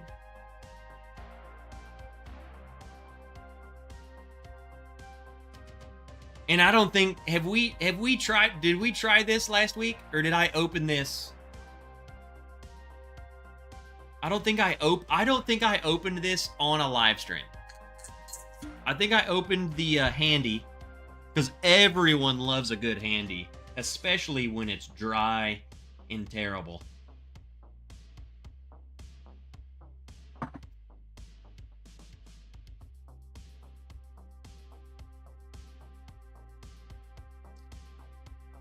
But we got the George T. Stagg. And why not? It's Christmas, huh? Don't drink that, Trev. You could flip that for 10 Willet pot stills. I would rather poke my own eyeballs out than have 10 Willet pot stills. Trev bringing out the bangers. I'm just saying, Dave needs more. I think Dave might need a blue wrench. I don't know. If Dave is still here, I will wrench him.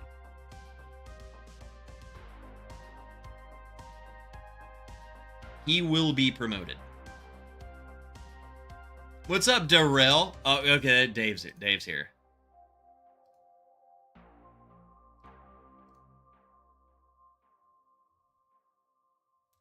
Dave is here.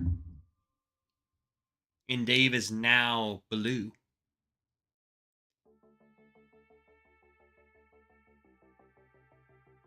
Darrell, you guys definitely missed out. How am I going to word that? I said, Darrell, you guys definitely missed out. What I'm trying to say is you guys definitely missed out on our Wednesday live stream. Dude, Darrell crushed the freaking blind flight, the sample, their whole Advent challenge. That was a fun time.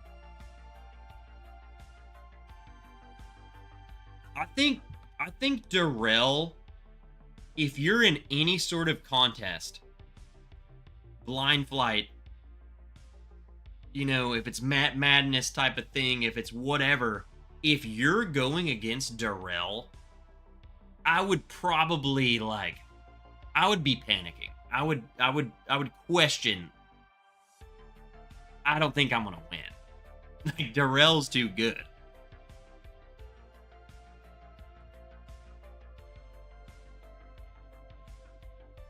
Dave, what do you think of this?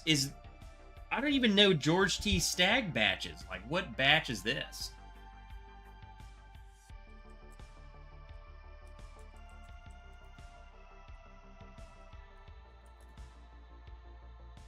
So this is 2024. This is the newest one. Why have I not reviewed it?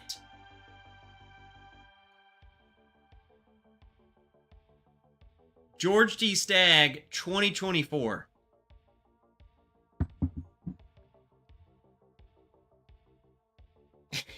It's freaking good.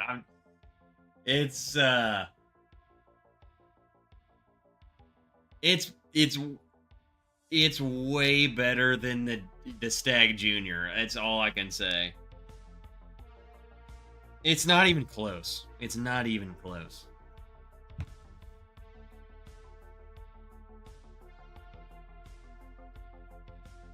You can review it now and clip it for a short.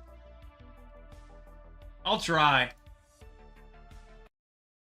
I'm usually terrible at doing stuff like that. I panic, dude. Wilty, if you could watch my how I film a video and then how I edit it, if you can watch the whole unedited recording, you would be blown away how I can even make a freaking video out of it.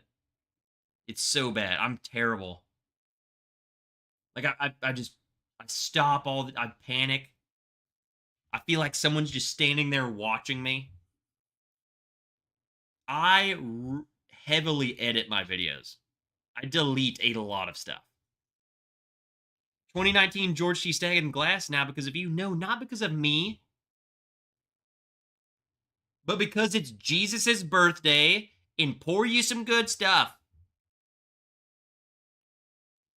Life's too short. Pour something good.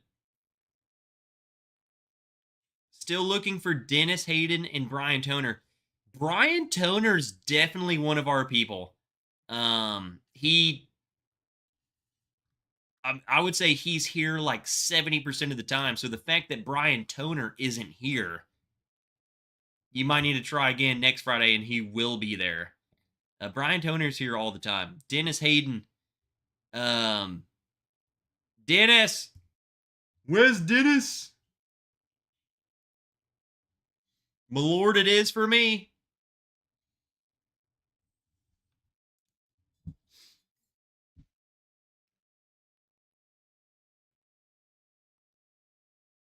George T. Stagg, 2024. How good is it?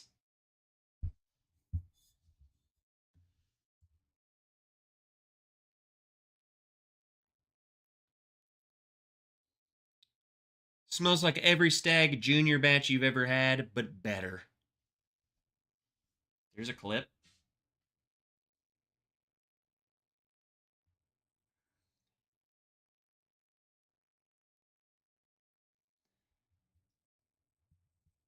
I'm just trying to really analyze this because it smells so good. The intensity that's coming out of the freaking glass, I don't even know how to explain it. Like, I get it. It's 136.1 proof. I get it. That's going to jump out of the glass at you. But you can smell like I'm guessing what's the age on this? It's 15 years 2 months. 15 years 2 months. You get every bit of the 15, but it's still so sweet. It's not overly oaky. It's not, I mean, that's crazy. I've had 12-year-old bourbons that are more oaky than this. It still maintains the Stag sweetness that you're used to getting with the other, Stag Junior, Stag batches. You get the sweetness. It's like a perfect envelope of oak. For 15, that's what's weird to me. I think if I smell this, I wouldn't guess 15. I would not guess 15 in the best way. I think because we're so conditioned to brands putting out, random people putting out random 15-year-old bourbons means they probably got it from some random place. And why would that random place give them a 15-year-old bourbon? Because it was over oaked. That's probably why they got it. Not to say that's bad, but to the majority of people, it's probably over oaked. This is 15 in this is I guess what 15 should be. Okay? This isn't the over oaked, it's not the bitter, drying, wet wood tasting thing. Like, I mean, this thing is full of freaking life. It makes you wonder, like, how far can you take this? If at 15 it's that good, like, can we push the envelope and have like a 20-year-old George T. Stagg and it still be this good? Because this is like, it seems like they found the prime spot for this bottle at 15, which is crazy.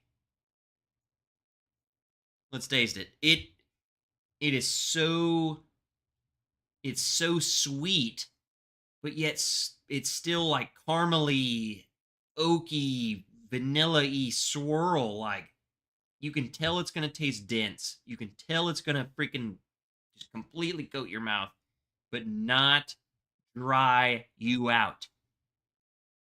Being dry is not good. Be wet. That's how I do my videos. I just make crap. Be wet. I just want to be wet.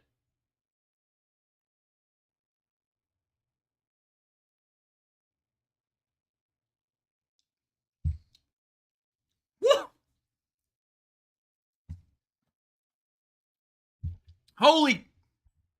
Holy crap. That's it. I mean, that might have to put it on the table. That's one of the best whiskeys of 2024 by far. Not even close. You can't get it. I understand. That's good. I love that we went from stag, like we did a stag junior batch to that one because I don't know. You can really tell how much better that is than a stag junior. Like when you side by side them, you really see the difference. I never thought, like when I first opened the George T. Stag, it was just random, freaking, Wednesday night, and I cracked it and I was like, oh yeah, that's pretty good. After side by siding it, you see how much better it is. I mean, it's not even close. I'm sounding like a Buffalo Trace fanboy, like really hyping up George T. Stagg, but I mean, good is good. Great is great. You can't deny it. Do I believe it deserves the praise of charging $500, $1,000, whatever these are selling for? Probably not. But you can't deny that this is literally a beautiful and just all around amazing whiskey. It just period. Like I don't know what else to say about it. It's just exactly what you would expect an amazing whiskey to taste like. And I'm not spending $500.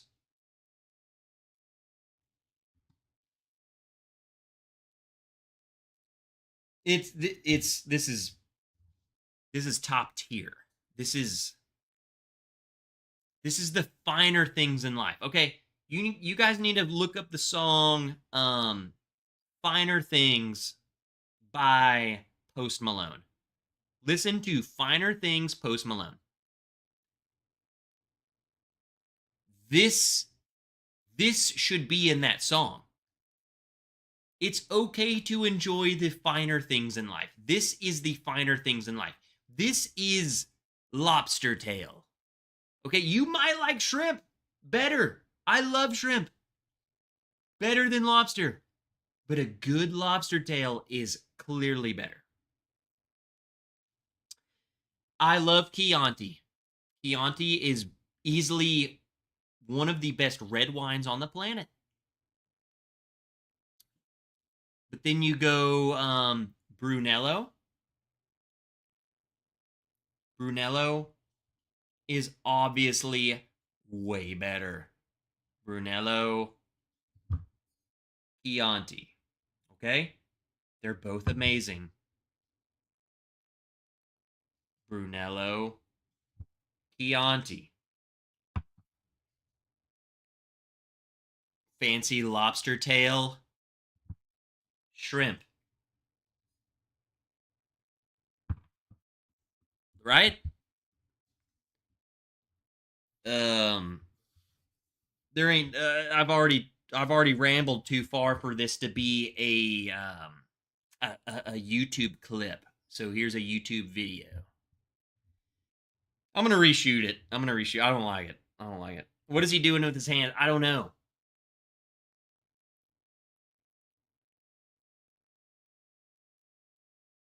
That's crazy.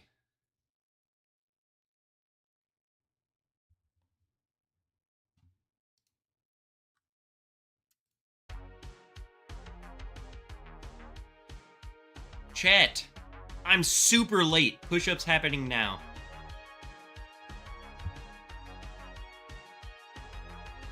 Chaz Vegas is probably the latest person that's ever shown up to my channel. If you're not doing 10,000 push-ups, then never come back. You can, that was mean.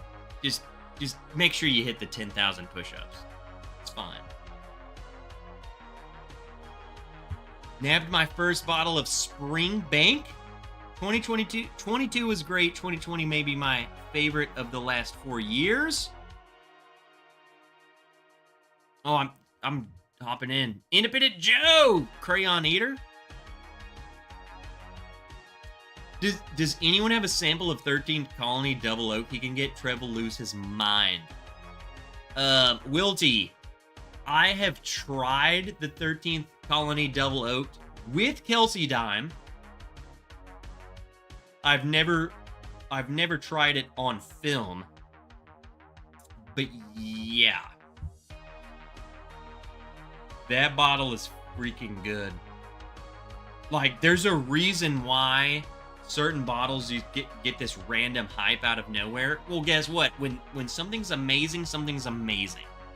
And it should deserve the hype.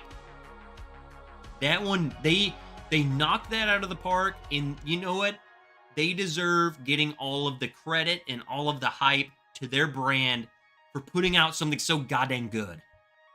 It should make everyone. Here's my thing. You know what pisses me off? That I can't get it. You know what makes me happy? Is the fact that they did it and everyone knows who they are now. That should make every brand want to put out the best possible whiskey. It makes me feel like everyone's just putting out whatever the hell. No. Make the best possible thing, and then guess what will happen? People freaking love you. It's crazy. Wow, who would have known? Make something that's good, people love you. Wow. Crazy. What a weird thing. Make something good, good things happen. Whoa. Instead of putting out this freaking cheap crap, nutty, grainy bull crap, put out something good. You know, what's up, Duke? I cannot make a rabbit come out of the hat. I cannot. Jeffrey mother friggin' whack attack. What's up, Jeff? You beautiful, beautiful son of a biscuit. Crawfish boil over lobster tails. Yeah, I mean, down south, yeah. 100%. I will say, though, in a good crawfish broil, the shrimp's my favorite. Shrimp is like the ultimate little sea crustacean. That's amazing. It's just amazing. What an amazing creature. Cheap and good. Yeah, I'm a shrimp dude all day. I mean, you could argue crawfish are cheaper, but they also live like in the mud. I don't even know. Like, where do you even get those?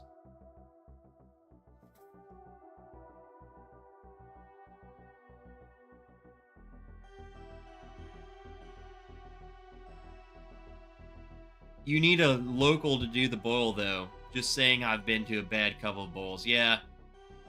You need someone who, like, you need some dude, like, you need one of those neighbors who, like, no one ever talks to them because he's a good dude. They talk to him because his crab, you know, his... Did I say crab? His boils are awesome. That's the dude you need to, like, be friends with. And, like, periodically wave at him so you get invited. Those are the dudes. Like, the dude who doesn't... I mean, that's his thing. Is doing that. Brussels sprouts in the mud bug boil. Ooh. Brussels sprouts in the mud bug boil is a secret treasure of deliciousness. Like, you just throw Brussels sprouts. I love Brussels sprouts, but I don't know, that's weird. I think it would be good.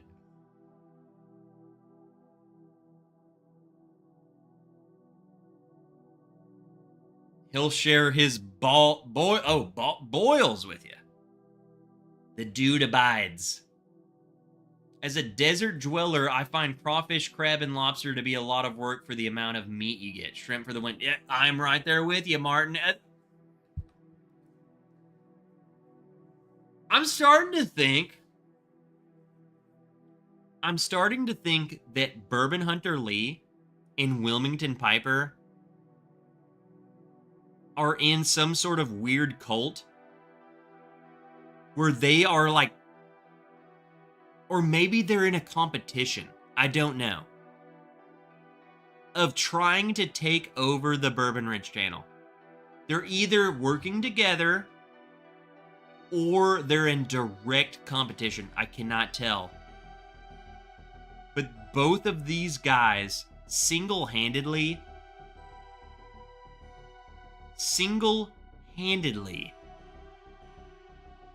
are they're freaking nuts is what they are. Eric Sawyer, I don't want to be a member. How can I refuse this? You can't, Eric. Take it and you will like it. Close your eyes, think of a happy place, and then now you're with me.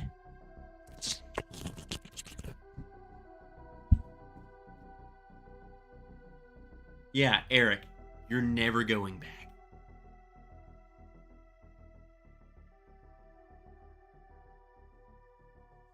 And then Joe Thompson, the Army nerd, who I still don't think he's done the amount of push-ups he needs to, but that's fine. I mean, I'm keeping track. $20 super chat. Merry Christmas, everyone. Well, Joe, your $20 just bought you 20 push-ups.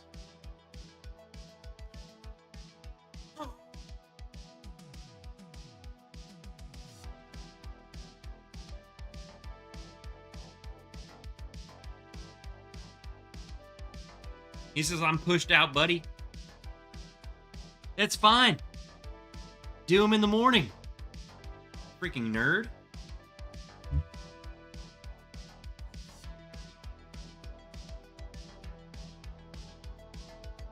We haven't described the puppy book.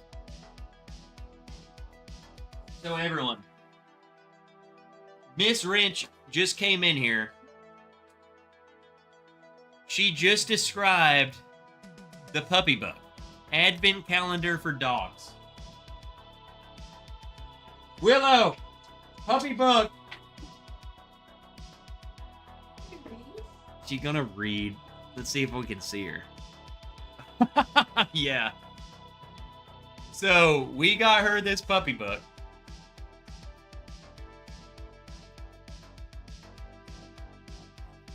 I mean, look, it's everything you need to know.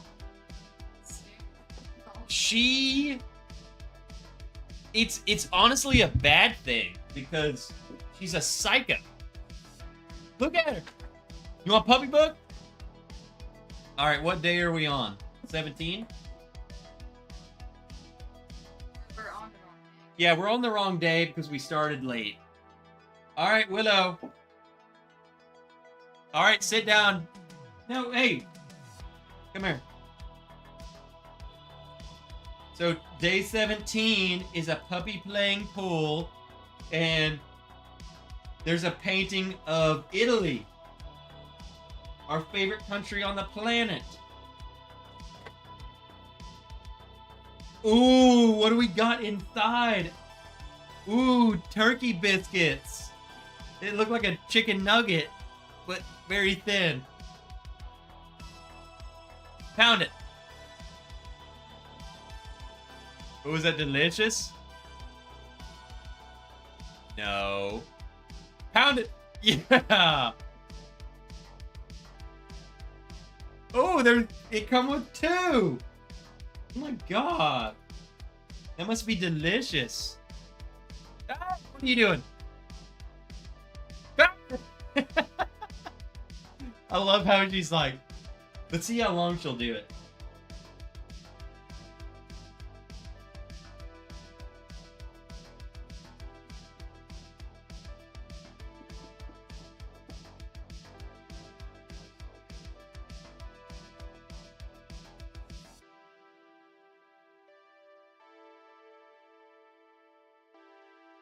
Oh, he took it. That's it. Puppy book. Yay. She say thank you. Let's go. She go, what? There's no more chapters. You staying here? No, she say, I go, thank you.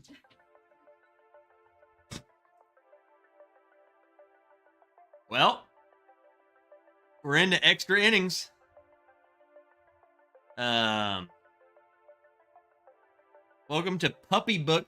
Welcome to my life for the past freaking month. This dog has been a psychopath, man.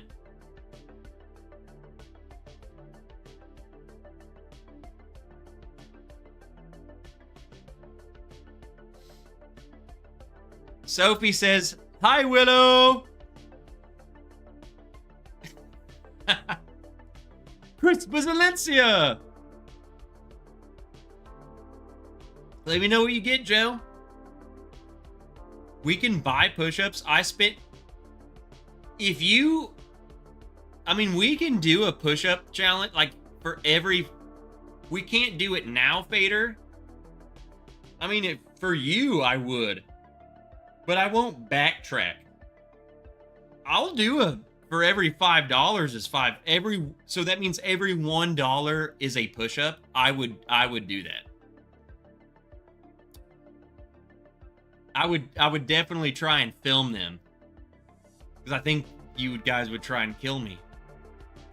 That'd be a fun day. What's up, Lifer in the patio? I'm telling you, I don't recommend the puppy advent calendar. Because that fool, I'm telling you guys, she literally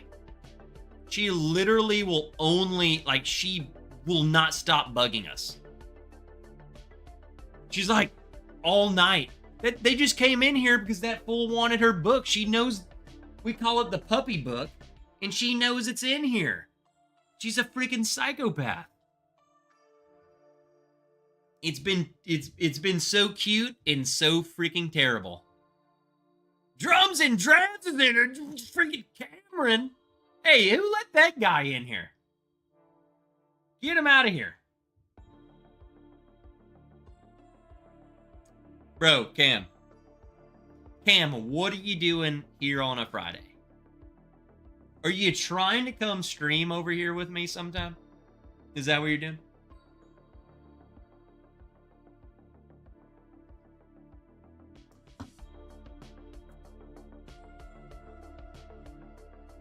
What a cute boy. What a cute boy.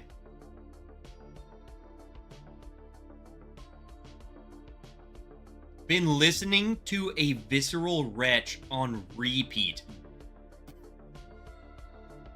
Cam, this is why we're the same person. I have not been able to stop listening to that song. Also,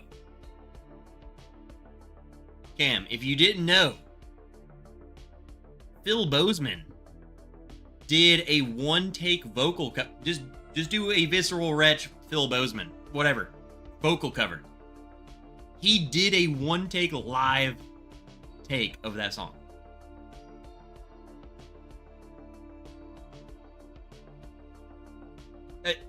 All I can... I don't even know what to do with my hands. It literally just... It's like it completed my childhood somehow. It's weird. Cam is trying to get a Rocktown pick. Cam wins the drum off? What? There ain't no freaking way. There ain't no freaking way. That dude sucks. He's bad. It's bad. It's real bad. Back porch hangout? I mean, it is 30 degrees outside. I mean, I could go just to Patreon only, but I will not go outside. I mean, I could go into, like, the kitchen. I could go into the dining room. Or I could end and just stay here, and then we could talk about anything we wanted. Whatever. What do you guys want? I'll stay here for another little bit, or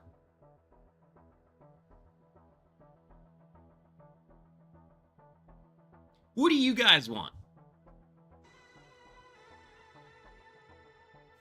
I ain't going outside. It's too cold to go outside. We ain't going outside. There's no back porch sipping, but if you want like a Patreon only thing, I will definitely do that. Trev, get naked on the porch.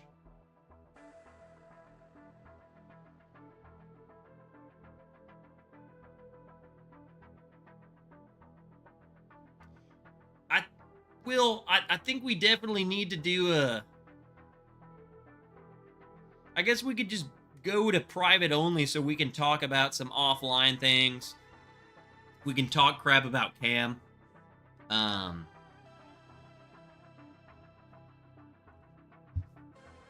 Stay here for free. See that? I like to stay here for free, but there are people who pay. And they want to see Trev get nude on the porch. You know?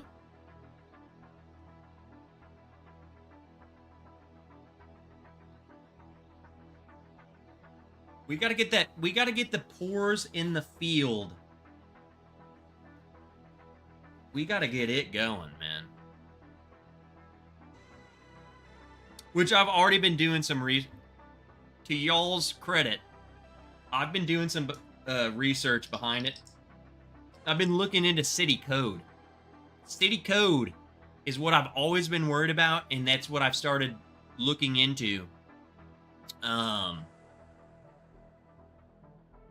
Because there's a lot of weird rules about having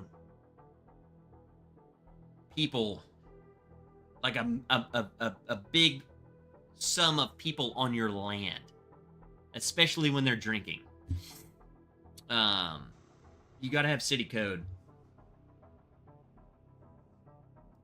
Trev nude on the porch is the only reason I'm even here. I'll come to Pours on the Field from Michigan just to meet you. Pours in the Field's going to happen. It's going to happen. I just have to get all of the code correct. Because I do not want these people coming and, like, stooping their nose in our business. And we got about 30 drunk people in an Arkansas field. You know what I'm saying? I want them to show up and be like, hey, here's the, hey, brother, take this home to your wife. No. I want a piece of paper that says we're good. You know? That's the way I feel. Rules about streaking in the city. Dude, you could run nude all up and down these streets. No one would probably notice, but the moment you have, like... Here's the thing. The moment you notice anyone having fun, cops are going to be showing up. Oh, if there's a party in a field, cops. I thought that's exactly what happens in Arkansas, just people partying in the field. The problem is the field that we have access to is like 1 mile from city limits. So they're still in city limits. If it's outside of city limits, you can do anything. Freaking bombs, freaking guns, just shooting stuff. No rules. In the city limits, now you got some bored fat cop coming and trying to ruin our bourbon party, you know?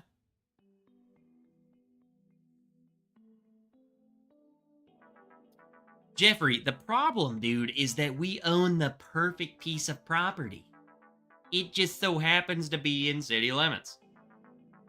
So, I mean, we're talking toilet, shower, shed, Amazon.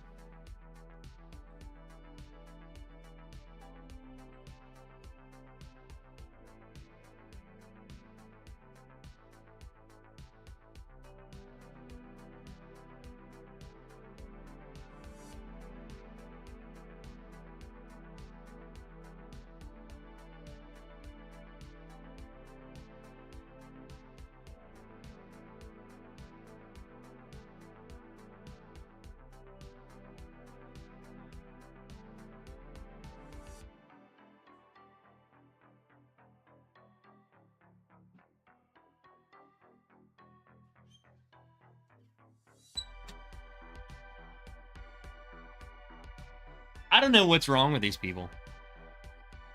They've shown up twice looking for the same guy. And I told them, I don't know what you're talking about. I didn't order a box of dildos. That ain't me. That's not me. So why do you keep coming here? And leave the box on the back porch. I mean, it's crazy. It's freaking insane. What are they doing? It's their job. They can't even deliver a package to the right house.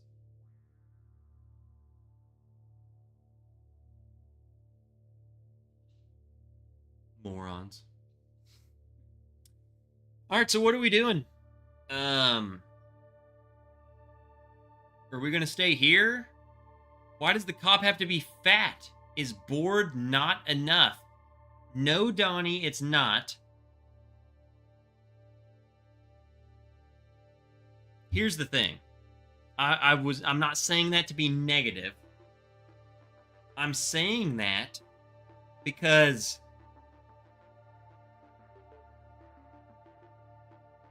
there's a very specific story of a very large police officer. And here's the thing. I mean, don't you have to be like, I feel like if you're going to be a cop, you need to at least have some sort of physical fitness level. There was a very specific story of a cop coming to give me a ticket for shooting fireworks on the 7th of July. I get it. It's not the 4th of July anywhere.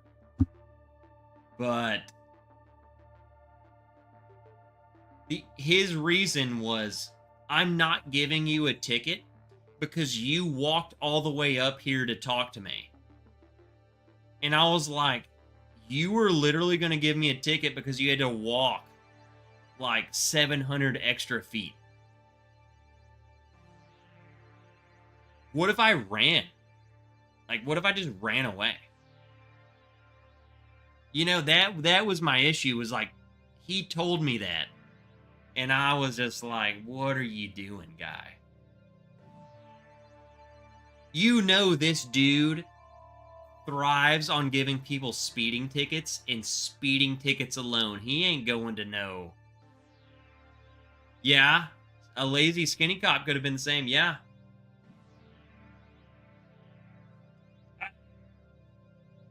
Donnie, he could have. It could have. But I don't know. My thing is, what if I just said screw you and just ran off? That dude would have just turned around and walked back to his car. I don't know. That always just sat with me. I think it was more so of a power trip, like Jeffrey was like, he was just trying to flex on me. But that stuck with me. I was home on leave. And I didn't get, like, sorry I missed 4th of July and I want to see fireworks in this full you know, just, it's just crazy to me. Like, that dude's just crazy.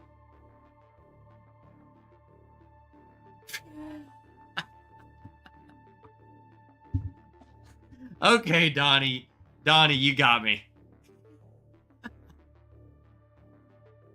So fat people should not be on the trail at Angel's Lake. Oh, Donnie.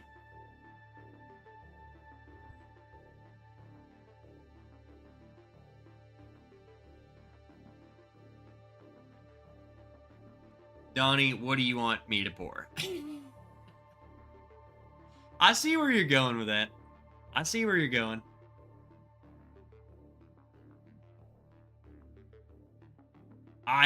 The moment you said that, I'm gonna have to tell Sarah that. I'm gonna have to tell. Oh, she still cannot live that down.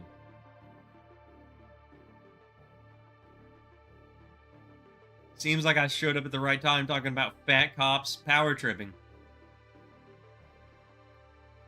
as long as they're not tripping off the ledge at Angel's Landing, I think we're good.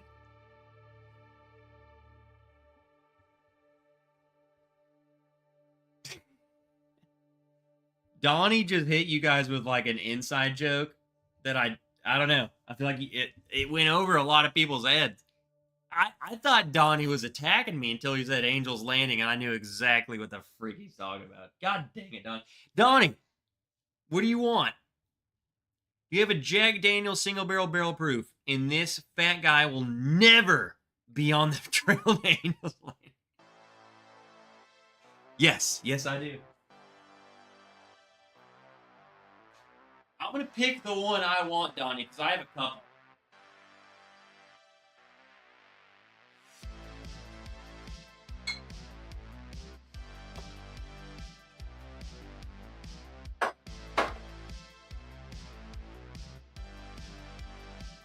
I got another Russell's pick today. Be like 20 now. What do you mean be like 20? I don't care what kind of shape someone is in. I can't stand a power trip and mofo. I'm the same way, dude. Just checked the E.H. Taylor Barrel Proof is batch 13. What is that? Dave, I do not know what batch numbers of those are. So is that this year's? This one's around 130. It is 130.0 proof. Wow, that's weird. Oh, Jeffrey, you reviewed my collection of my Russell's picks. That's right. Jeffrey, come on, dude. I can't remember everything I've done. Jeffrey's the guy who has, like, an entire wild turkey shelf, and then, like, Russell's picks, and then Russell's picks below it, too.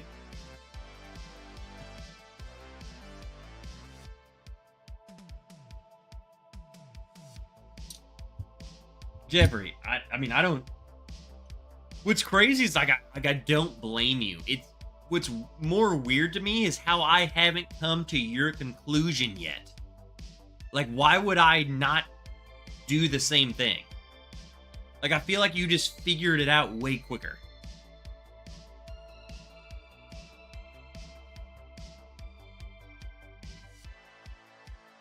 What's up, Clifford? Merry Christmas to you as well, my friend. Thanks for showing up. Merry freaking Christmas. I hope you have a great time, man. I hope everyone who's still here has a great Christmas. We're in the extra innings, so I don't know, wherever you go. Wherever you go from here, you know, we still got the football game on, which I need to check the score on. Commercial. Go wherever you want to go, or just hang out here. Be dumb. We're just a couple friends. At this point, we're all a little bit toasted, right? It's not just me. I hope it's you too. That's a good call, Donnie. This is hitting the spot.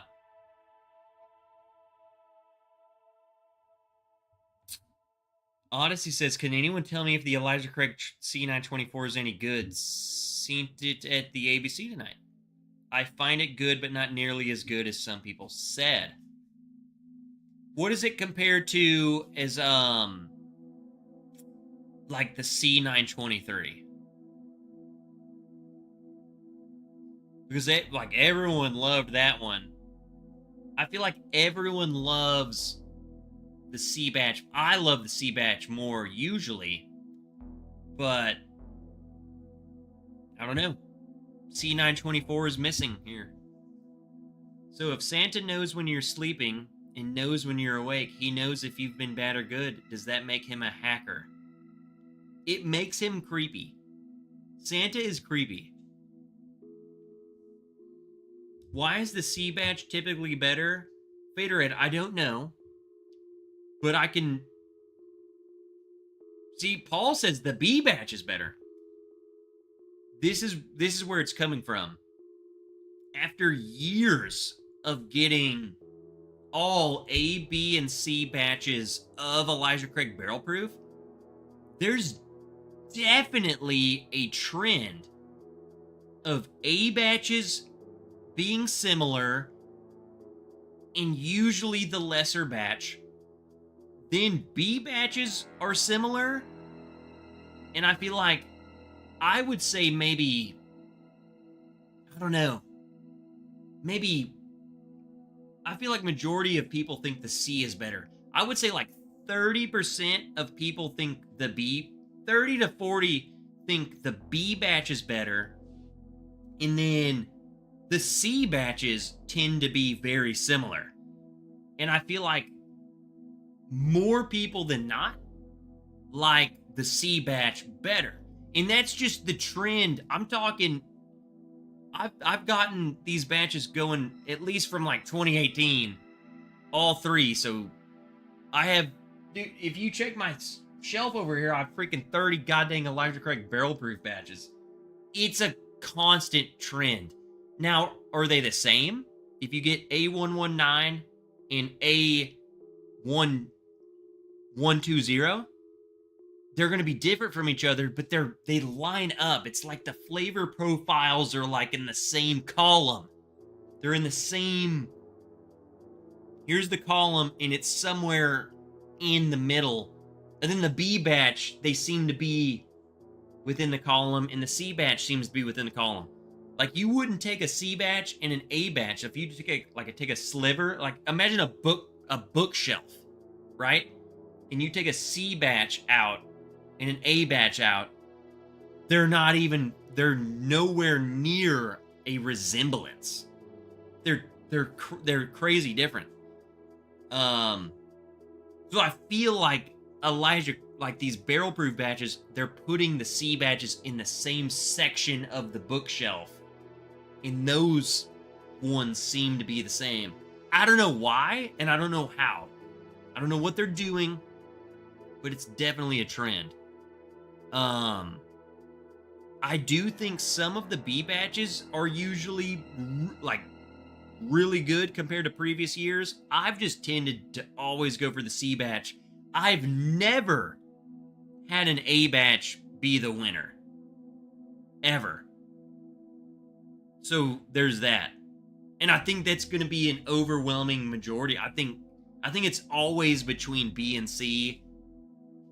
Most of the time, I truly think majority of the time it's C. B is definitely not someone to sleep on, and then A is just whatever. You know, like I've never seen someone say the A was the best. I'm sure there are, but it's usually B or C. Mostly C, then a lot of B, and then rare A. And that's, I don't know, it's weird. A119 is my favorite modern bottle batch. There you go. Darrell, the whiskey saint, just shown why we can't ever listen to anything he says. Says the guy who gets every guess right.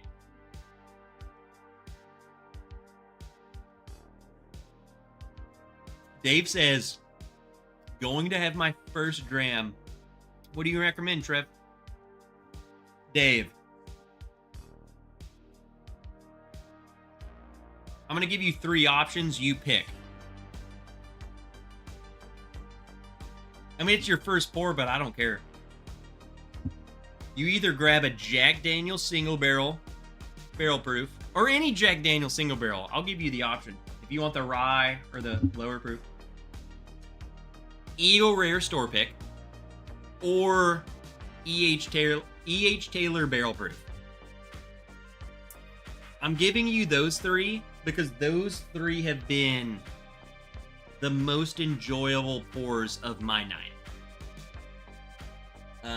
That Eagle Rare Store Pick that I had earlier was so good. E.H. Taylor Barrel Proof's hard to beat, and Jack Daniel's Single Barrel Proof, top tier.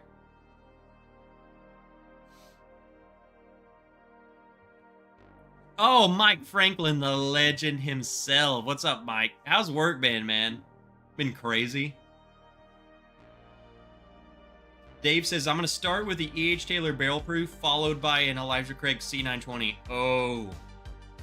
Now, that is a head up. I think C920, C919 and C920 are some of my favorite Elijah Craig Barrel Proof. Some of my two favorite bourbons of all time. Man, I don't know. That'll be interesting what you think's better. I mean, I would suspect that I would pick the C920 over the E.H. Taylor. I do agree C is usually better, just the blending profile for the batch flavor they want.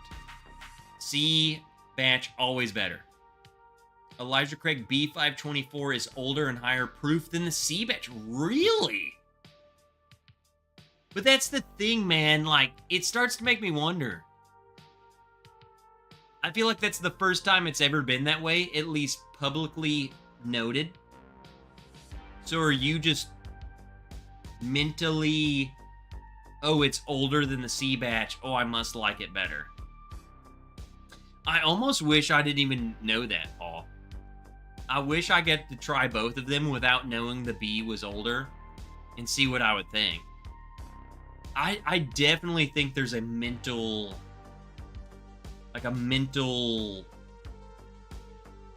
you know, when the C923 came out, it was 13-year age stated. How much did that really play a part in how good that was? It was probably a lot of mental. Like, oh my god, this is a 12-year-old. It's a 12-year-old bourbon, now it's 13. Oh my god, this is so good. Like, is it that much better?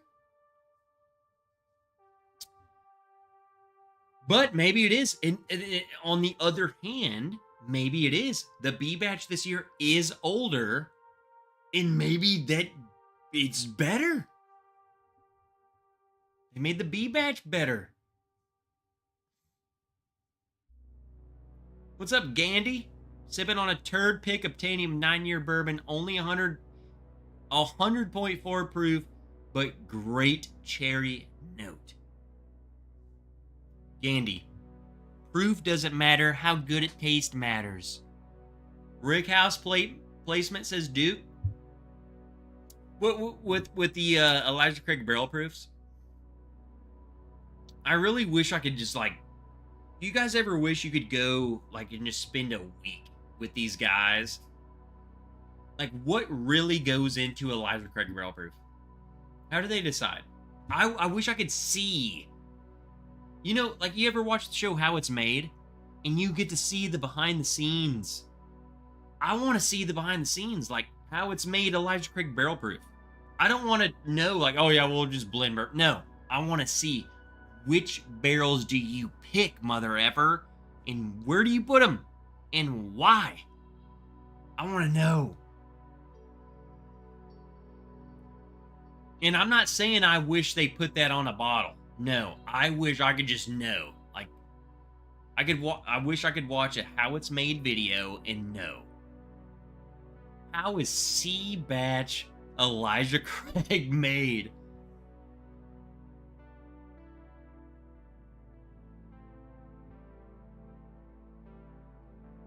I just want to know. I want to see I want to see what kind of tasting.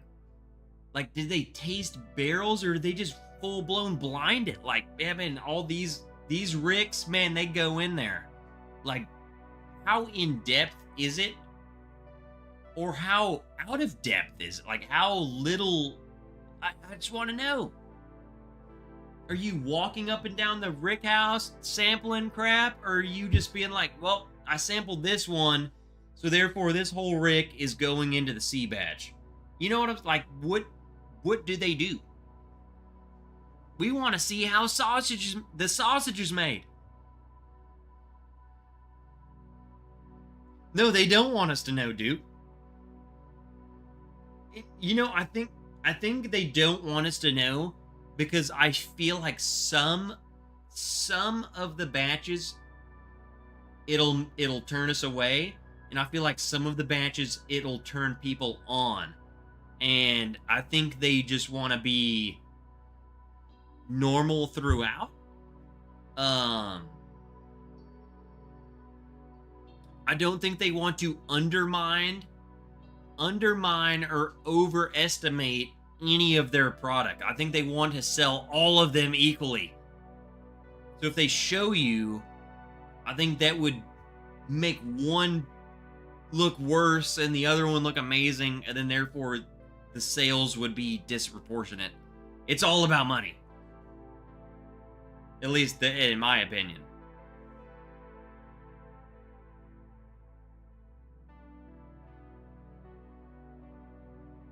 Today,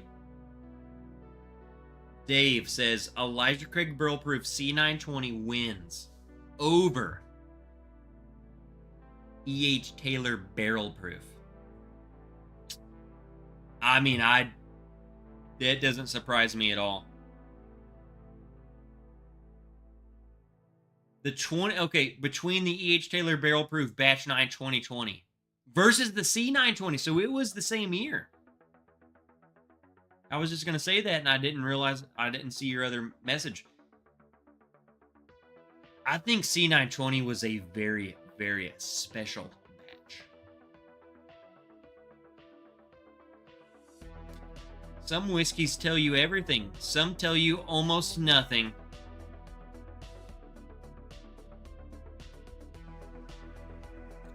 I mean, why do you think the bottle's $10? You know? $20. Halftime, Notre Dame 17, Indiana 3. Still that's not down and out. I will say the second half's going to be very interesting. Here's the Trev Wilson play-by-play. I haven't even watched this game once. Indiana versus Notre Dame. There's only one thing I can speak on, and it's something I just watched. The Notre Dame players running into the going into halftime, they were acting like crazy fool. One guy I saw was acting as if they just won the game. And that's the kind of mindset where they're just like, yeah, we're freaking destroying you. Yeah. That's how you lose. That's how you choke the game. That's how you get so complacent and you're like, yeah, we're crushing them. So I can slack back a little bit. These people are about to go into the locker room and say, we got to go and kill them. So that dude acting like he already won, I really hope the other players aren't doing that because it'll be a bloodbath in the next quarter. You cannot. It's 17-3. It's still a 2-score game. You can't act like you won. That's not you dominating. You can lose this game. So don't go out there and act a fool, acting like you won the game. That's where I'm going with that. We'll see. 17-3 though. Like, come on, everyone was like, Notre Dame gonna destroy. Duke, what do you think? Notre Dame only up 17? I thought this was gonna be a blowout.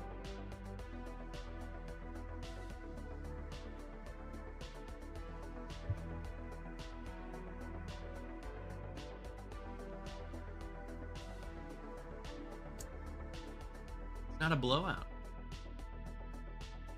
The coach will have something to say to that guy who's like, did you see the guy? I mean, I get it. Have fun. Let loose, but like, don't act a fool. Like that dude, I don't know, he seemed very cocky. I would be like, hey, shut up, sit down. You ain't acting like that. Like, it's 17-3, bro. Why are you freaking cheering like that? Get in here and lock it in.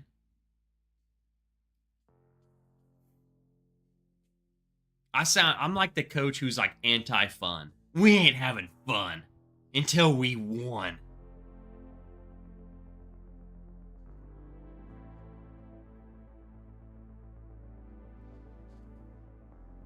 We'll see. I'm really hoping for an Indiana turnaround, baby. Rudy, Rudy, Rudy.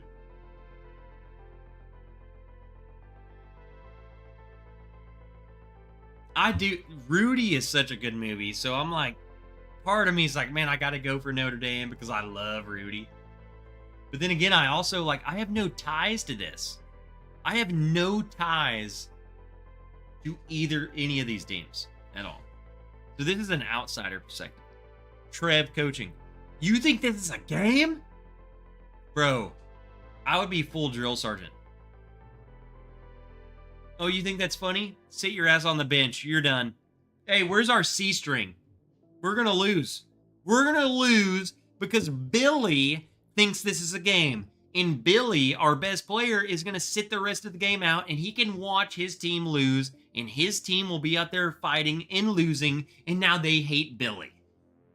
Maybe that's what it takes to learn, Billy. Maybe you shouldn't be a douche. Maybe you should play basketball. Maybe you should play football. Maybe you should win. Sit there and watch, Billy. It's not a game. It's life.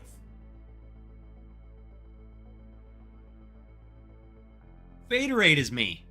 Faderade gets it. I don't think I've ever seen a single football player named Billy. There's a reason why, Tony. Because people named Billy are on the freaking B team. Because Billy wants to go out there and screw around. Billy likes to joke around. Billy likes to freaking eat treats and stuff. Never trust anyone named Billy. Bill is fine. Billy, creepy. And non-trustworthy in sports.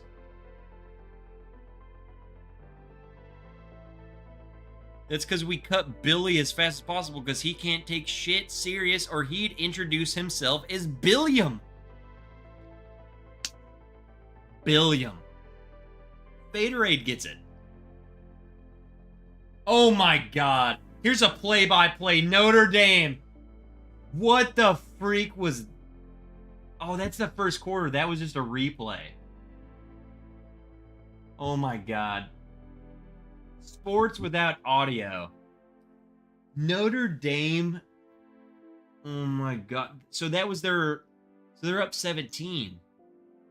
So that was their only touchdown. That was a 98... Is that what it is? 98-yard touchdown.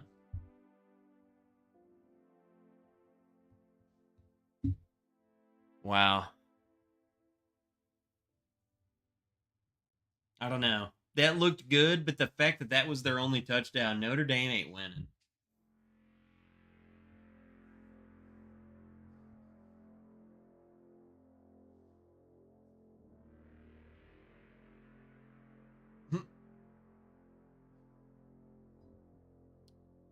Did you see that kick against the Broncos? Which one?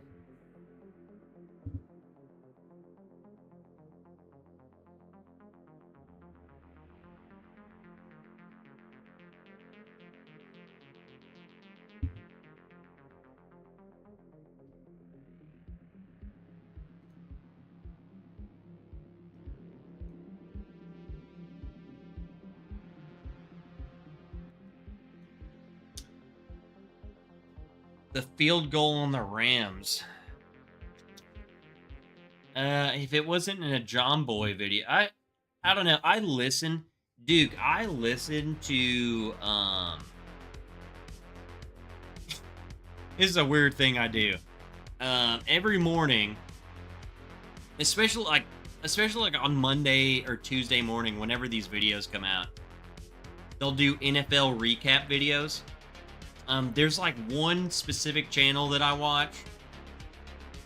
He's never called me out, so maybe we shouldn't call him out.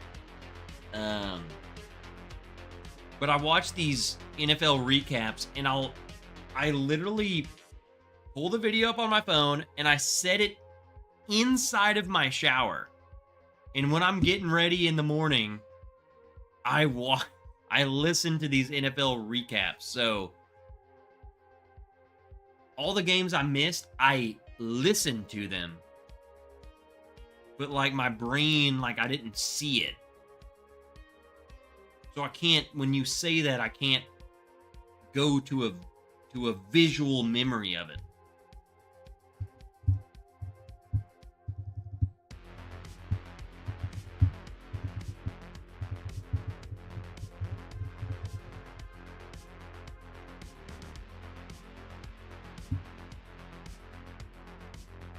The channel, by the way, is That's Good Sports. I love Perna. If you guys like comedy and not so serious sports, then that's who you need to be listening to. Is That's Good Sports. Yeah, That's Good Sports. Brandon Perna. There you go.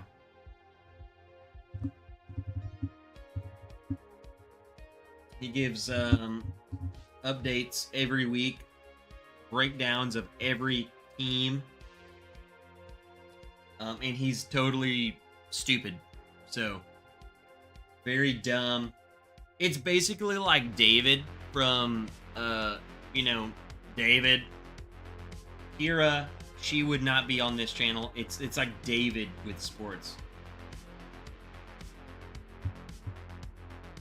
The hell with Notre Dame? What happened? I got a Burger King commercial.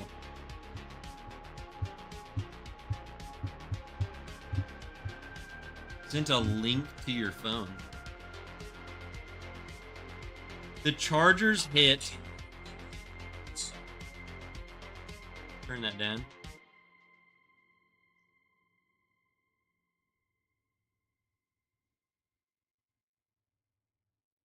Hold on. What is this called? The Chargers hit the first fair catch kick in 50 years. I didn't see this.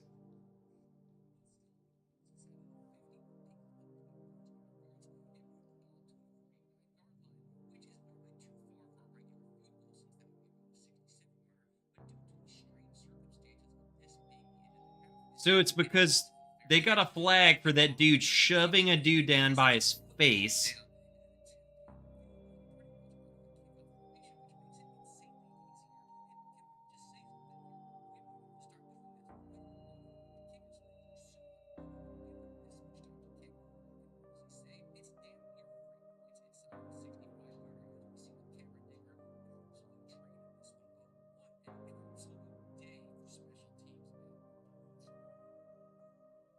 So wait, hold on. I think I'm misunderstanding this.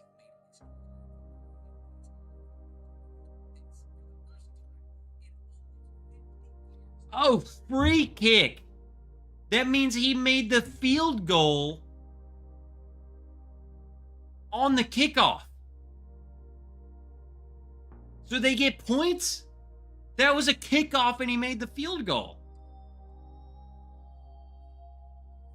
But do you have to say?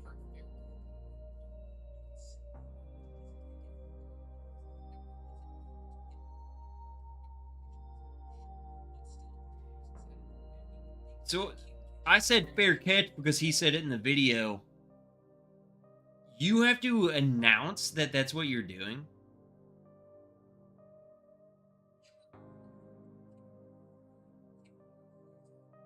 They said the Chargers elect to do a free kick. So a free kick.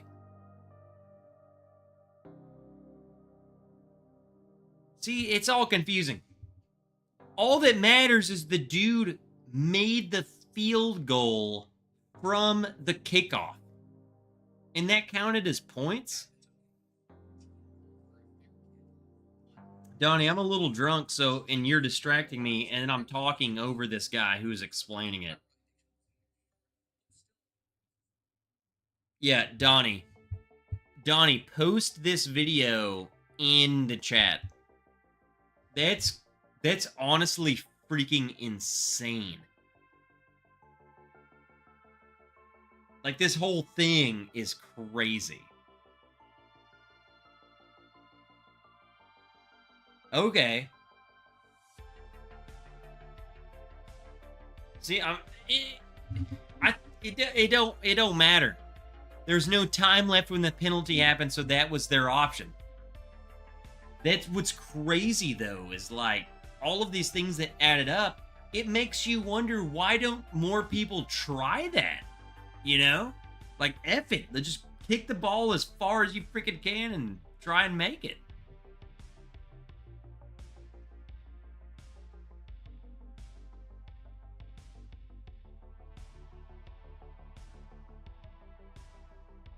It's wild. Yeah, Matt T, we're still here. What are you talking about?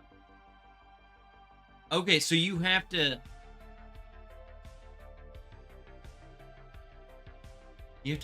So there's a bunch of rules leading up to even get that. Some type of penalty gave them the option. So that's not something you can just do.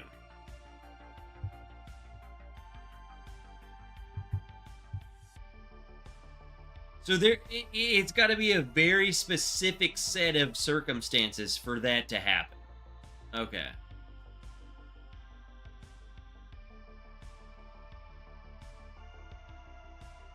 Like, you can't just go up there and be like, yeah, we're going to kick it through the uprights.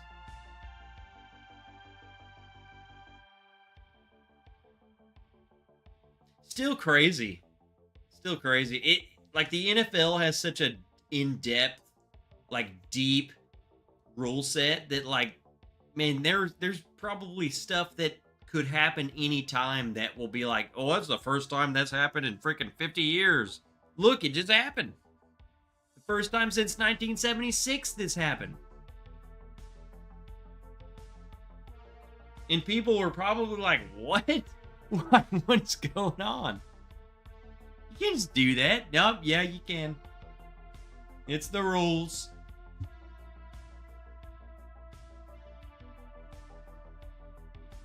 Gonna have to get multi-screens going for all these whiskey lives. Bro, Matt T, welcome to all of our lives circa 2020.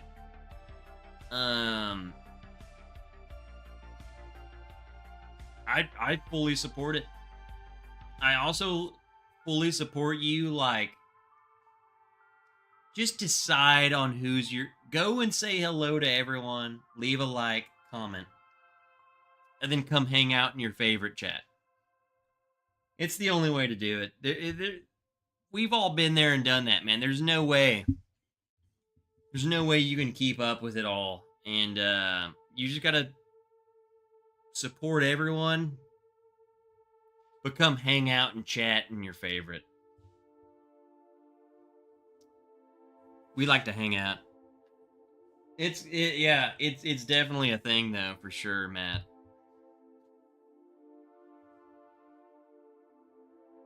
Now, let's get one more pour of the night, and then we're donezo. You know what? We're gonna do this. Matt T 107. What do you want to see me drink right now? If you name it and I have it, I'll pour it. And if I don't have it, I'll make you pour another one. So what is it? Number one pick, Matt T 107. You pick anything in my collection. From Evan Williams. You're going to have to pick again. I do not have William LaRue Weller. You missed it, Matt. I already drank George T. Stagg. That's what I had.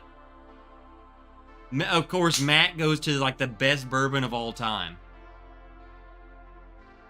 I already had George T. Stagg tonight. Is that not enough for you, Matt? Why did we give Matt the keys to the Lamborghini? We're trying to sprint to the top, and Matt doesn't like our freaking Lamborghini. He wants a Bugatti. I don't got it, bro. I only got a Lamborghini, okay? I'm fast, but I'm not bougie.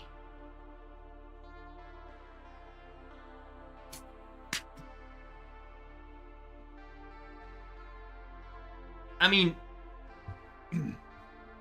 Matt, let me meet you in the middle a little bit. I have a lot of good stuff, and you have been naming every bottle I can't get. I got Russell's 10.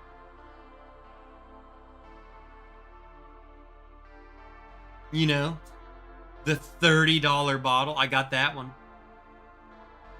I mean, Matt, I kind of want Matt to keep going. I want him to keep naming good like, and he wants me to drink something good. I want him to keep naming until we get something that I have. Matt, it's all on you. You keep doing what you're doing, and the moment you name something I have is what we're drinking. I do not have Russell's 15. Russell's 15 is definitely is so good. Joe Dickinson actually let me drink right off of him. Booker's the reserves. Nope. Come on, Matt. Matt, come on. Lower your... Matt, let me help you out. You're about up here. I'm about like here, bro. I'm about here. But below the cat's eyes. You got to drive it way down. You say the Night Stalker, you're talking about Night Stalker 3, the Bourbon Junkie's new pick. I don't got it. I did, and I already drank all the freaking Arctic Spirit from them. So that's gone too. So don't even go Junkies. Don't go Junkies. I drank it. It's all gone. Come on, drop it down. Come on. Drop it down. Come on. Titty level. Let's go. Matt T's about to unsubscribe. He's like, dude, this guy sucks. He don't got nothing. How far down the peasant juice does he have to go before he picks a bottle for you? Pretty titty juice. Come on. Matt T, come on. I got some really good bottles. Okay. I got that one. I got it. Woo! Also, people, this is my next video because it's already edited. I just gotta add B-roll. That's how much I drink for one video.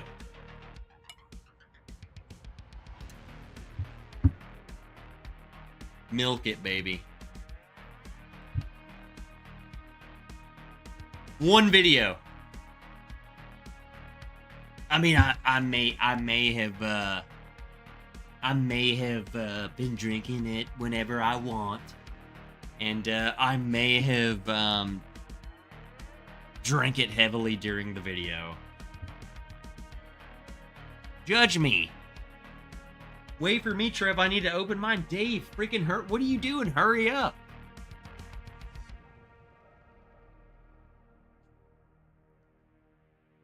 It's not like I'm just gonna finish this glass.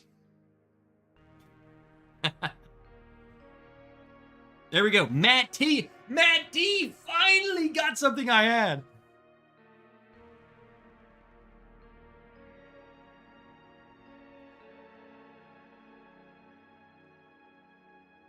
See, I really like this bottle. I might be the lone outcast of like, I don't understand why people are freaking out about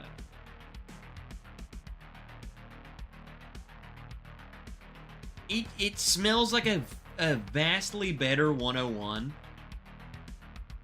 which is huge props. There's no way. There's no way I would pick that over like a Russell single barrel. Like I don't. Am I the only one?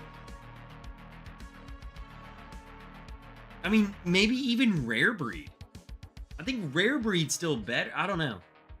Rare Breed could be. And again, if I said this was better than Rare Breed, that's a huge revelation. Because I think Rare Breed is like top tier. But there's no, I don't know. I don't think there's any way I would pick this over,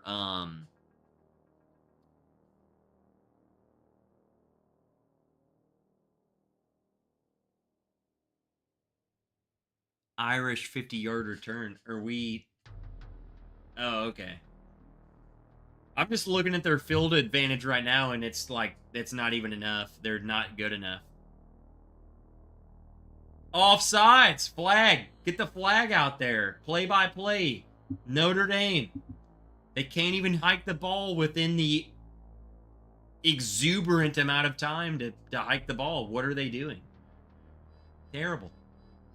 What is Molly McGrath doing out on the field? Get her out of there.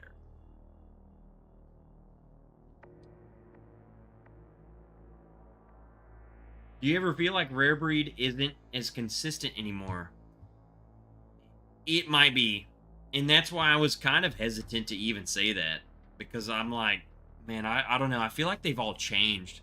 I really think they all changed.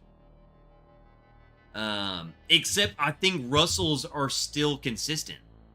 I feel like that's so far the one thing from the Wild Turkey lineup that's not... And you know what it is? And this is just a theory. And you can call me... Just call me Trev. Because I'm an idiot. But... with all of the rare bottles that are going into... that Wild Turkey's putting out... they are pulling from stocks that have probably... You know what? Screw it. I'm just going to say what I think. The stocks that used to go into Wild Turkey 101 and Rare Breed and all these bottles, what made them so good was because they had 4 bottles in their portfolio. Now they got 15 and they got freaking all these old stuff. They're not putting the same stuff in Wild Turkey 101 as they used to. Now they're putting the cheap crap. They're putting in actual age-stated stuff, like 4 to 6 and 8-year-old stuff into the Wild Turkey 101, and all of the good stuff that was going into that. Now they're charging $700 freaking dollars for it. That's what happened. Why does 101 taste different than it did before? And why does Rare Breed taste different than it did before? Because they're putting out random ass bottles and they're charging $400, $500 for them. They're putting all of the good stuff that used to be in all of their stuff. They allocated it over to the stuff that will sell for $500. That's what's happened. It doesn't take a... I mean, I'm making this all up because I have no evidence, but the evidence is the way it tastes. It's all there is to it. It makes sense too as a marketing thing. Why would you not do that? But I also think, I mean, it's absolutely ridiculous.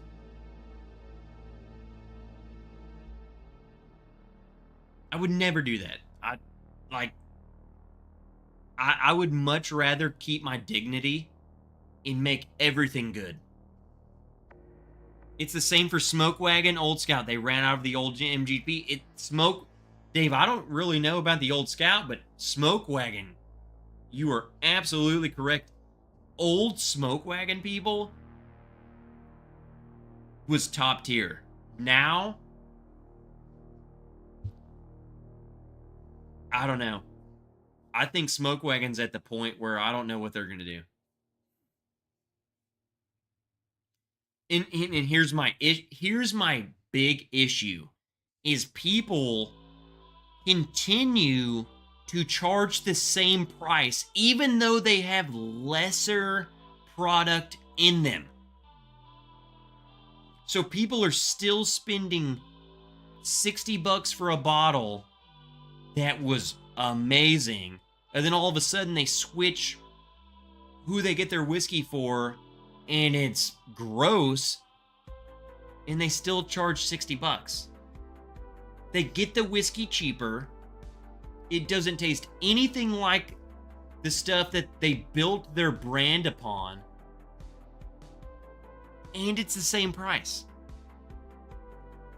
That is a formula of how you ruin your brand. Blue Run, Kentucky Owl, Smoke Wagon. You cannot be sourcing some of the best whiskey people have ever had and charge $60 for it, and then switch to freaking McDonald's and charge $60 for it.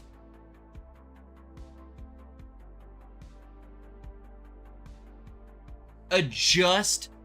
All they have to do, adjust the price.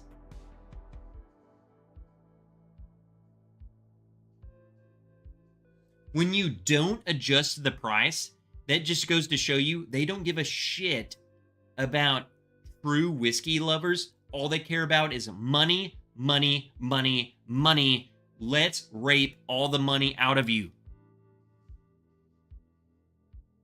Way lesser product, same price, morons buying it.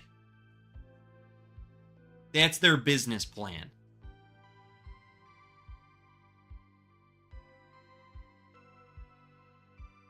I mean, that's just the way it goes.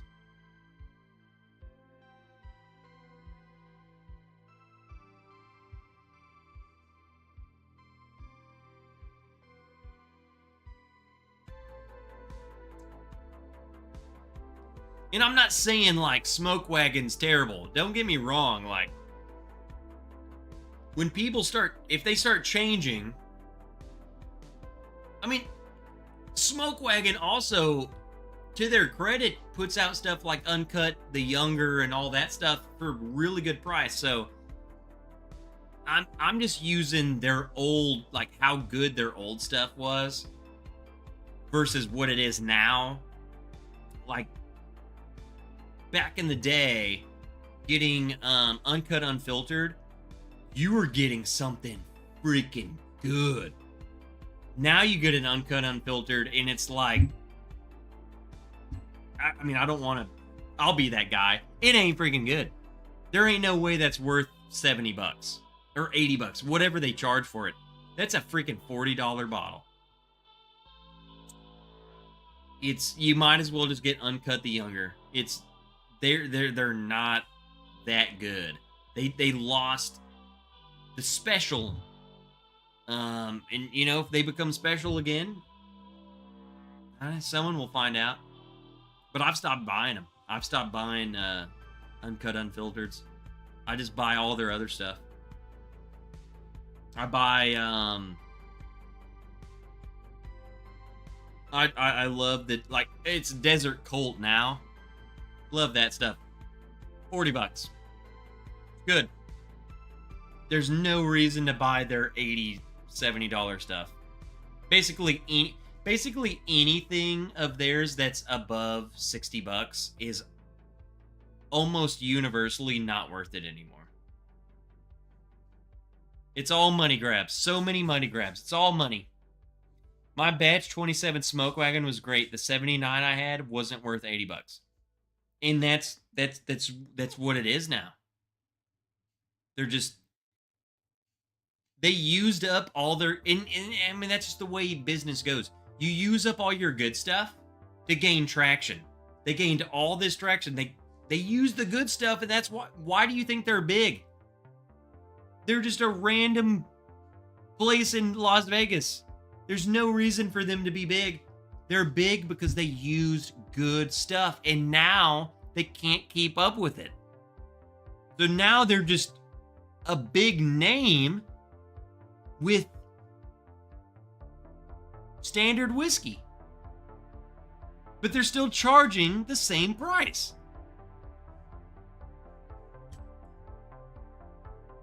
All the good stuff's gone. And if it's not gone, then we haven't seen it.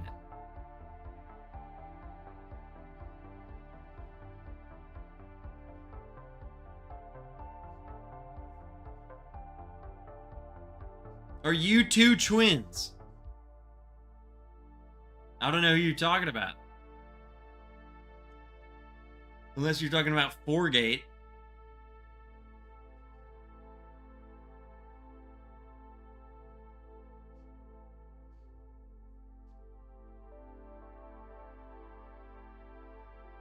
So are we saying that Bardstown Bourbon Company had more sourced whiskey and used it in a better way? Maybe. I'm also saying, judging by my tour of Bardstown, they have spent so much more money in investing in their brand than majority of other people. I'm sure everyone at Bardstown, like all the owners, are filthy mother freaking rich. But I feel like they put so much more back. The level that I've seen Bardstown Bourbon Company grow compared to like Smoke Wagon and all these other guys is astronomically different. Like, some of these people take all of the mass profit. They're just like, oh, we're nobody. And I mean, we're freaking famous. All these YouTubers, blah, blah, blah. And then all of a sudden, nothing about them has changed. Their distillery hasn't changed. They really haven't grown. It's the same stuff you're putting out, but now it's worse. Whereas I feel like Bardstown Bourbon Company, man, they're freaking distilling for other people. In their Discovery series is getting better. 11, amazing. 12, really amazing. 13, top tier. How do you do that? Why is no one saying that about these other people like Smoke Wagon? Why is no one saying that saying that about them? Because they're not doing anything. It's the same crap. They're doing the same thing and not changing anything and charging the same price. There's no growth. They're doing the same thing and just exploiting it as long as they can.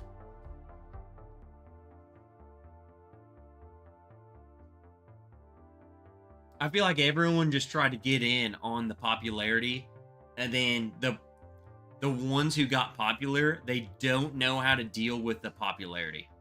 I like Smoke Wagon has no idea how to deal with the popularity. They have no plans of growth. They have no plans of. They're like, we're just gonna keep doing what we're doing, and we're gonna work with what we got, and that means there's no growth. That's why everything tastes the same. It's the same stuff for the past 4 years. They don't have a plan. Their plan was just to make money, and they got their money and they got their fame, and then now they don't know what to do. So, I mean, that's what it is. What it is. Best part about Bardstown is introducing origins as well as getting better on disco. And that's the thing. How many people have ditched? So it's a perfect example because they were sourcing everything. and then they introduce their own line while still elevating their sourced line. Most people are like, yeah, so we've been sourcing, and by sourcing, it's more so, here's another thing. We started this brand by buying 100 barrels. I'm going to make this up. 100 barrels. Okay? They build their whole brand on those 100 barrels. But that's it. Those barrels are gone. They don't have a plan to continue it. It's like, well, let's buy these and then sell them and then see what happens. Oh my God, people love these because they're good. And then now what do? We gotta go buy 200 barrels. Who's gonna sell us 200 barrels? There's no consistency. There's no plan. And then they're like, well, we need to start, look, we got all this money. We can start distilling our own stuff. It's terrible. It's gross. It's 2-year-old crap. No one has a plan for anything. It's like quick cash. That's why you see so many brands that show up and it's hot for a minute and then you'll never see them again because they're done. They come in, get their paycheck, and then they're gone. They're done. No, you'll never see them again. Just boring. It's the same stuff. They bought 20 barrels from MGP and had a cool story and freaking blended it with something, and then freaking it's gone, and then they're gone, and they're just sitting there jerking off with their money. Bardstown Bourbon Company is probably the biggest success story of some random freaking distillery get big.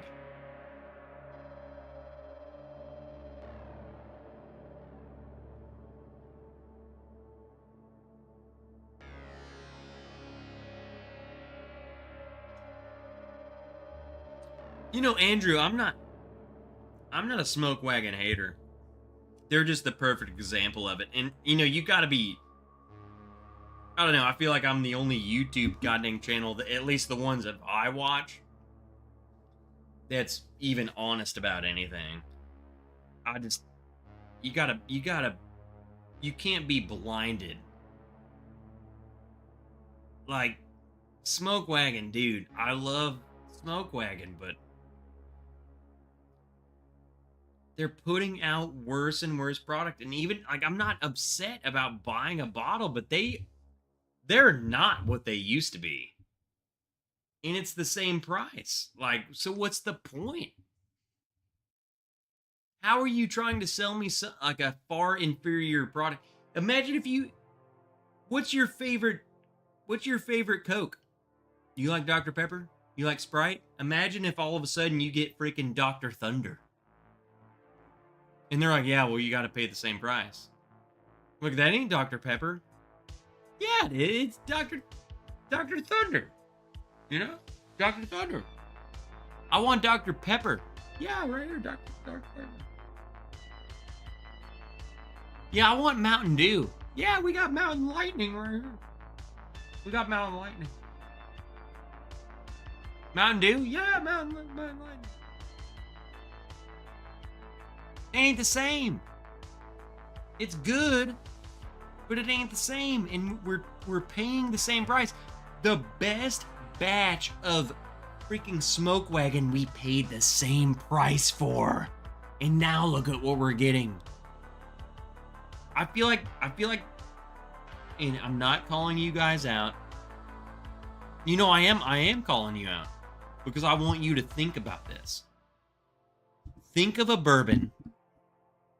Think about a bourbon that you paid whatever price, $60 for. The moment it changes and you still have to pay $60 for, how would you feel? James Lay, absolutely. what Smoke Wagon is, that's what High West has been for years. They're both the same. This is the first year I've been fully outspoken about High West. And not even just them, specifically Midwinter Night's Dram. I'm getting far and far more removed from that. Like, my answer is getting, like, every week that you ask me, my answer is getting worse. They're ripping people off. It's the same thing. That bottle used to be $80, and somehow it got hype. It got attention. It's like, oh my God, this is like one of the best finished high, rye whiskeys. Price went up to 90. It went up to 100. It went to 120. Now it's at 150 plus. And the product is getting worse.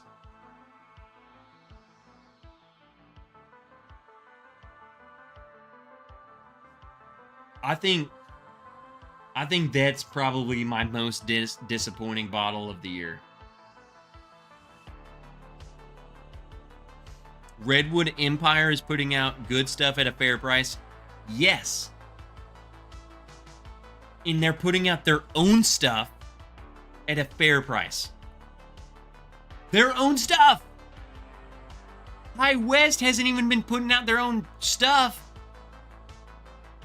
They're just sprinkling it in. Hundreds of thousands of bottles and they're charging you $150.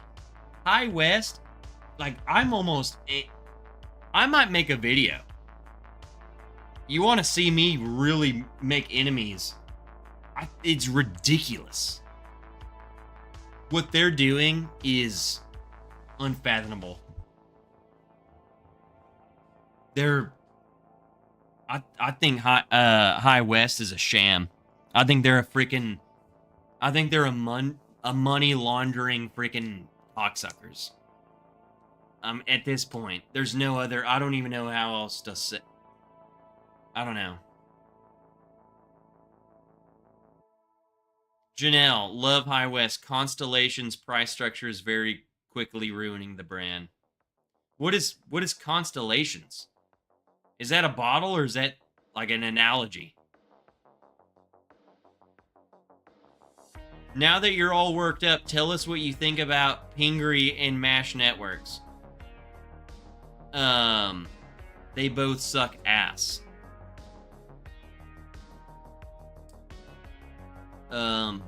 Pingree, we were supposed to have a Pingree pick, and supposedly the owner of Pingree is a literal psychopath, lunatic, and as much as I love Pingree, I like after communicating with that dude, I don't think I'll ever drink a Pingree again. That dude is not stable. I would the bourbon, and we didn't know that going into it. Yes, the bourbon junkies do not get along with him. We only learned that after hanging out with them, and we talked about, here's the story, Dave. We were supposed to go to Michigan, go to Pingree, and then go to the Bourbon Junkies. What happened was, I get to Michigan, and we go straight to the Bourbon Junkies. The dude is a lunatic, psychopath. And I don't know. I would think twice, people, about buying a Pingree bottle. That's all I'm saying. The dude is a psychopath.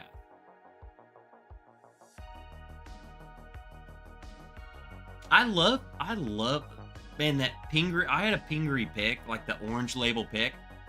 So good. That stuff's so good. But I don't know. The way he acted was just, that's unacceptable. Like, you can't be doing that. It's just, I mean, it's just, it was weird. Very, very weird. Very psychotic. Very just, I mean, one experience can ruin your entire brand, and for me, that it ruined their entire brand. Like, I don't even care. Details, what makes a dude psycho? So dude, we talked to dude. He's all in. Let's do a pick. I got these picks. I have these barrels, blah blah blah. Like, I would love for you guys to come and hang out. We'll try all of this stuff. We can do several picks, blah blah blah. And I'm like, okay, yeah, that sounds like a normal guy. I booked my flight. I booked everything. Days. I'm talking like 2 days before we're supposed to be there. This dude, it's like he flipped a switch. It's as if it was like a different guy. He's like, "What are y'all doing coming here? Freaking, I can't give this barrel." And I'm like, "What?" We're like, "Whoa, chill. Like, we want to just come and drink your whiskey."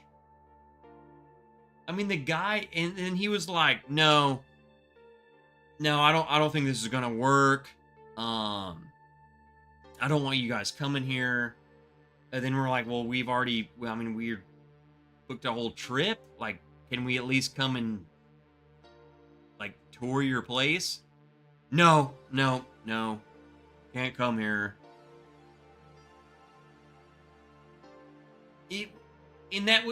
I don't know. I can't even give you details because I don't have them. I never met the guy. He just like flipped a full freaking psycho thing. I don't know. I'm very pissed about it.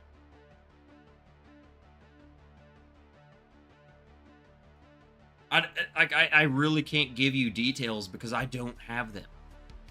I booked my flight. And then the dude's freaking psycho. I don't know. Off his meds. Like, I really wish I could give you an answer because I wish I had an answer.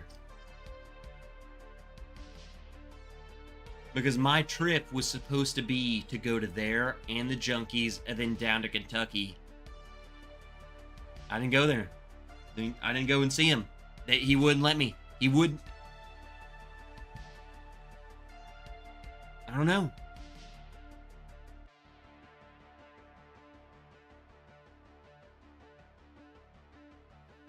I don't know. I think there's something going on within that distillery. I really like their Mayor Pingree, like their orange label picks are really good. And I don't want to tell you not to support them. Because those picks are really good, you know? I really liked them. And I was expecting to get one of those and more. But I think what's going on in that place, I think there's some serious instabilities going on. So, if you like them, I would go at, what I'm gathering is go ahead and buy you.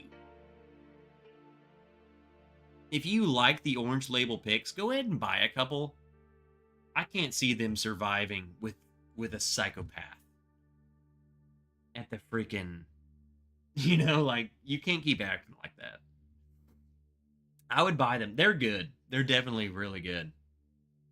That's what makes me upset more, is I was so excited to go there because I love their stuff.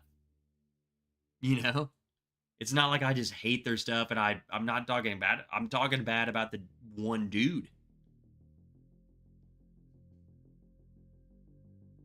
Did dude possibly hear that you were going to see Dan and Sean on the same trip? It's possible that he wanted to be the only person you bought from. Well, if that's the case, I don't know.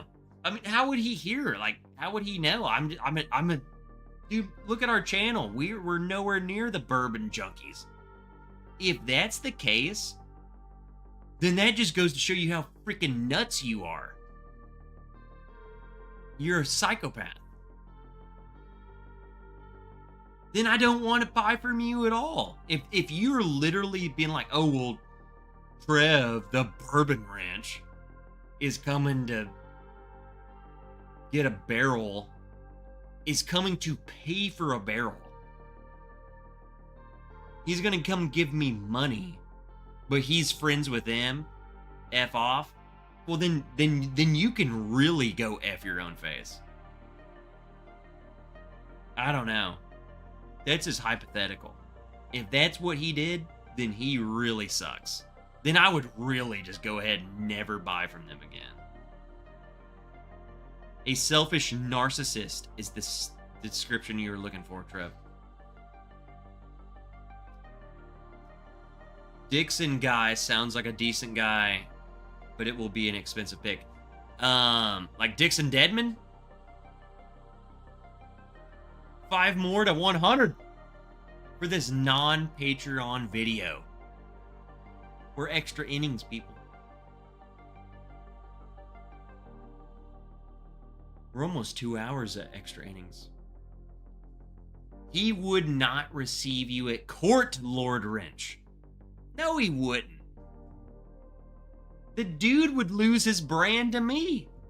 I would become the new master distiller of the brand. And then I would sell it for pennies.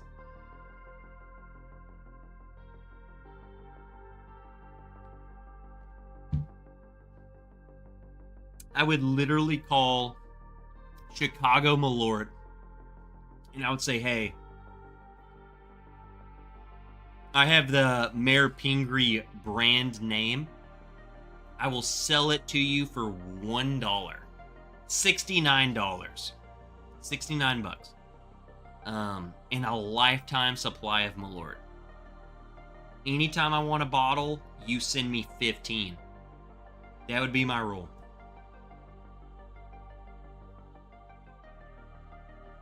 I think they would do it. And that's all I think they're worth. It's all I think they're worth.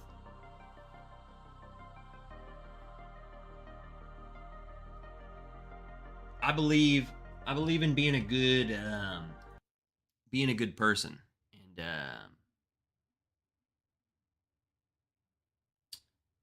on that trip, Dan and Sean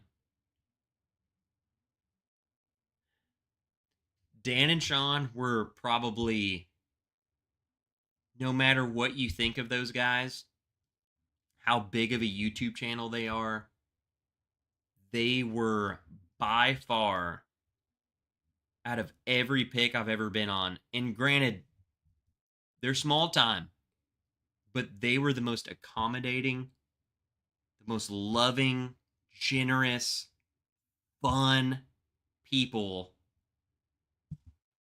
you could have been around. I mean, it was unreal. We then went to Limestone Branch. From the Junkies, we drove down to Kentucky. Limestone Branch is a distillery that's not even open yet.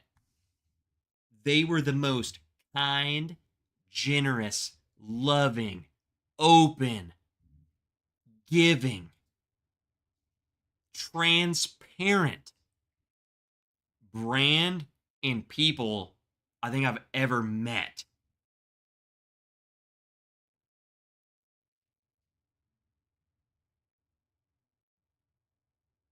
Valentine Distillery was supposed to be on the same trip. They canceled because of whatever. Just random bullcrap. Psychopath behavior. That's what makes this all so good, is the fact that 2 amazing brands were on either side of these mofos. And it really makes them it just makes them look so much worse. And I think maybe I'm a little more judgmental because I experienced all three in one trip. And I'm like, dude, you're done. That's bad. The fact that Dan and Sean, two YouTubers, could put on a better visit than you could, and then a distillery that's not even open yet, and we went to a dude's home. We were at his house, and he put on a better display than your brand did. I mean, those are two knock knocks right there. Two YouTubers and a dude in his house. Better than your distillery. It's it was a very eye-opening experience. Not gonna lie. We haven't even started the Patreon. We could start the Patreon right now. I don't even care. Sean and Dan are just seriously good people. They honestly are. They're great guys. They're chill and normal. I wouldn't use the word normal. I mean, they kissed me a lot. That seems kind of weird, but I mean, I liked it. So I don't know. Dan and Sean are students of the game. They have reviewed enough whiskey and been on enough picks to craft a great experience. And I think I it's you say that, and I agree with you wholeheartedly. But it's not like it's not freaking rocket science. Like you don't have to study any game. It's like, dude, it's so easy to make a good experience, and they just did it. No one else does it. It's like, this isn't freaking, well, the person who cuts my hair massages my shoulders and rubs my head, and the person who cuts your hair, I don't know, maybe they jerk you off. Maybe they freaking don't do anything. It's not rocket science. Massage their head. Wash their hair.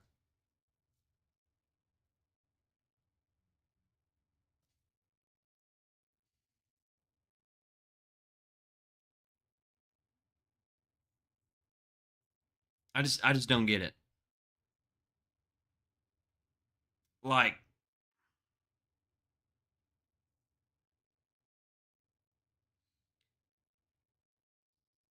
pretty sure mine wouldn't have today. Hey, I got my haircut today. She puts a hot towel on my face. She freaking rubs my head and then like washes my hair and then gets a massage tool and rubs my shoulders at a haircut place.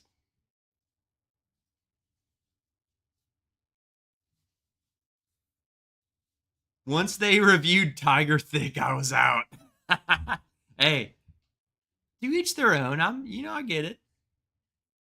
Sounds like sports clips.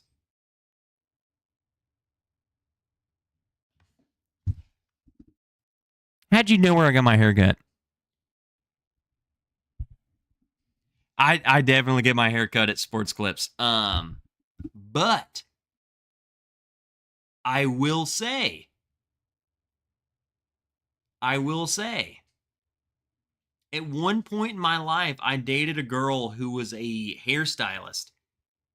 Getting a massage, like a face and all that stuff, at most high-end places, that's normal. So the fact that you can go to a haircut place and not get a towel and massage, that's criminal. Stop going there. Go somewhere else. Get a massage. You're getting cheated.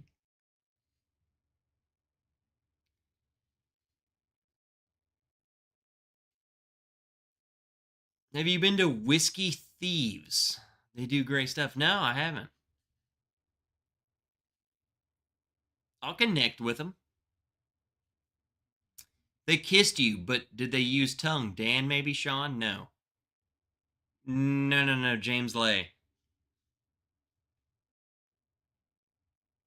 I think, and I might be the only person in history that says this.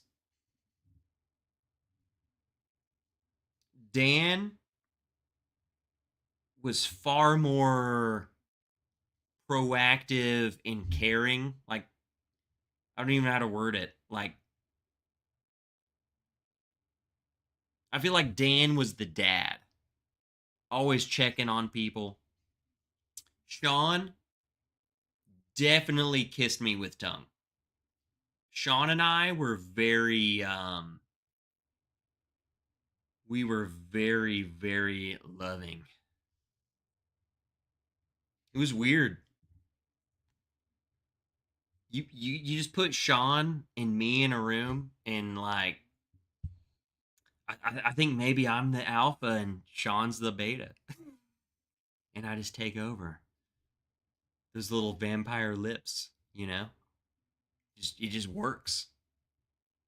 You know?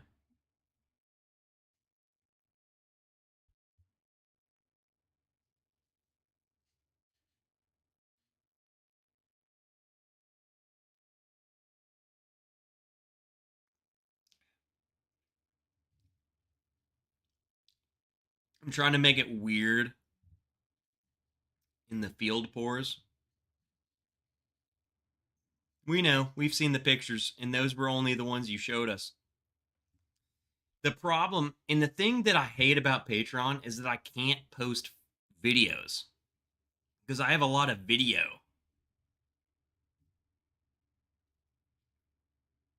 How do you post the video? Like, is there a way for me to post phone videos to Patreon? And I just haven't figured it out. Maybe they updated it and I just haven't looked. I got a lot of video. We have a Discord too. Yeah, and I'm terrible at Discord too.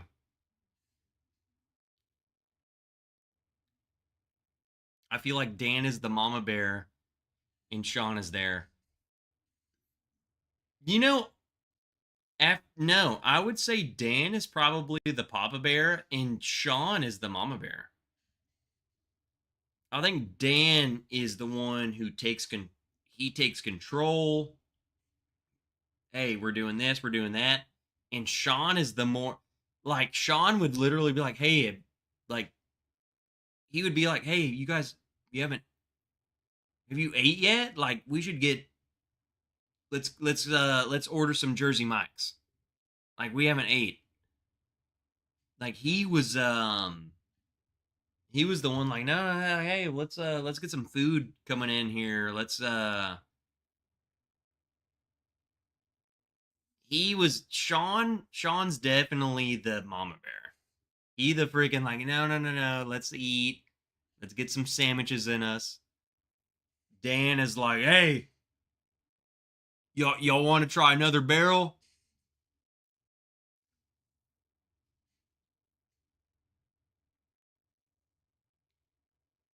They're both the same way. So here's a funny story. I gotta end the stream.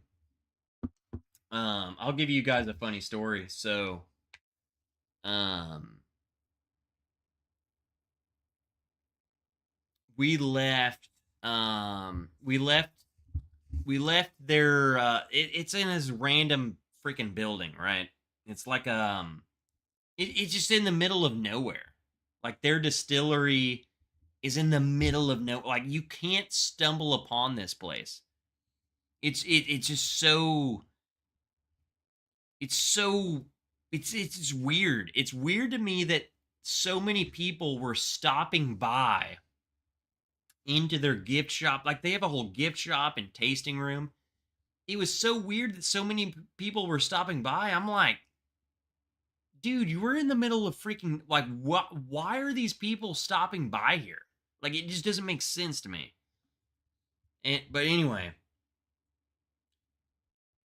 I don't even know where I was going with this.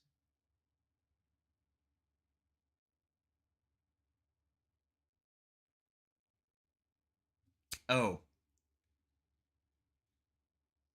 So when we left there one night, and the next day we were supposed to go to Kentucky.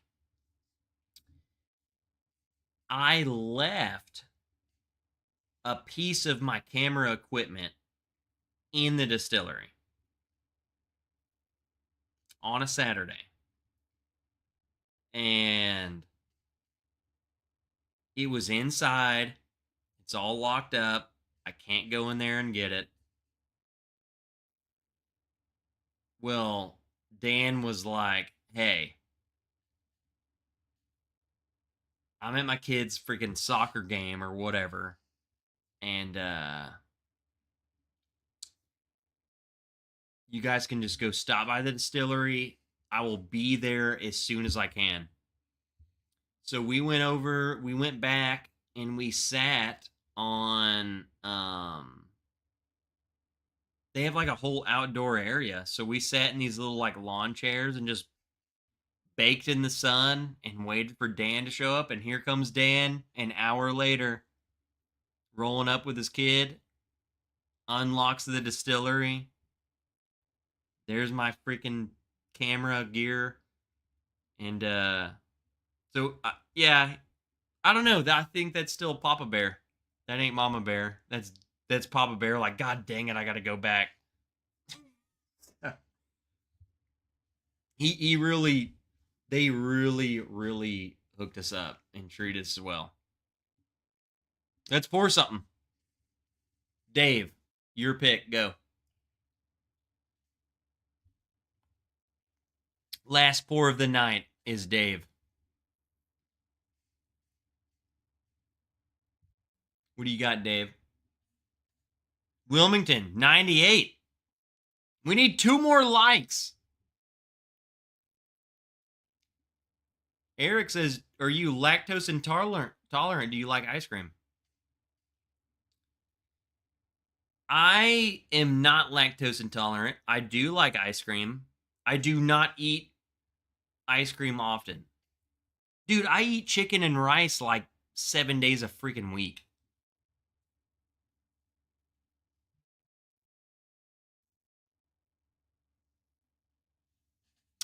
When I get ice cream, here's my thing. If I get ice cream, I'm getting it from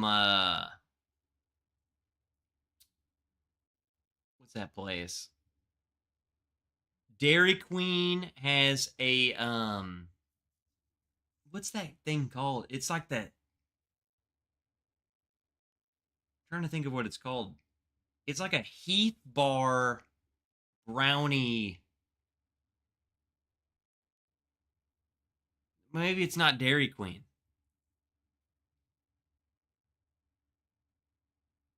Is that Freddy's?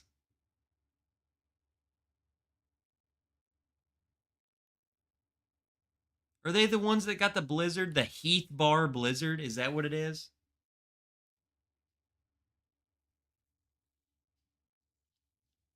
The Heath Bar.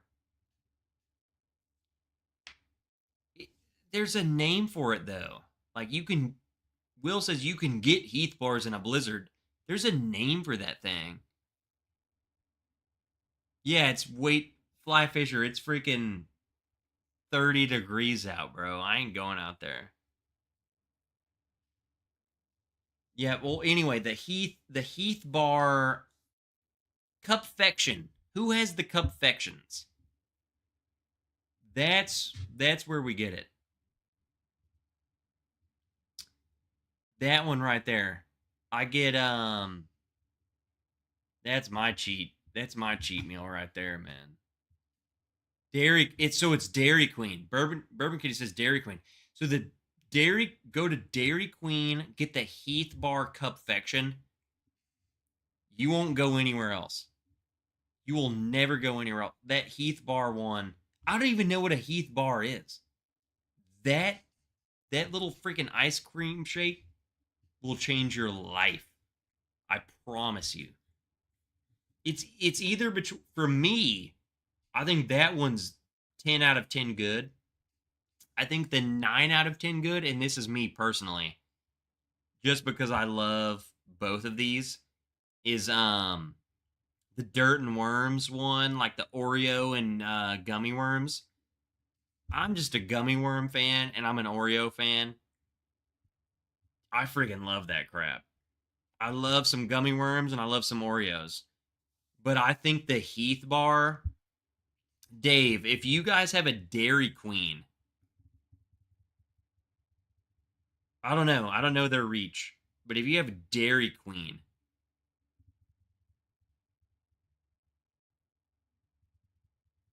go to Dairy Queen and ask for the Heath bar. I think it's called the I'll just look it up.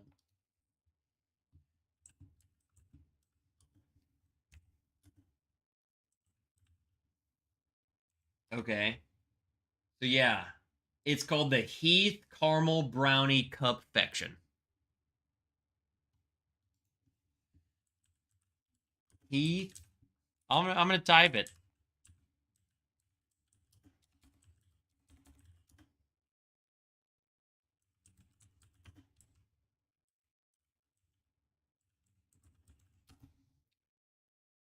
Literally go and say, I want a Heath Caramel Brownie Cupfection.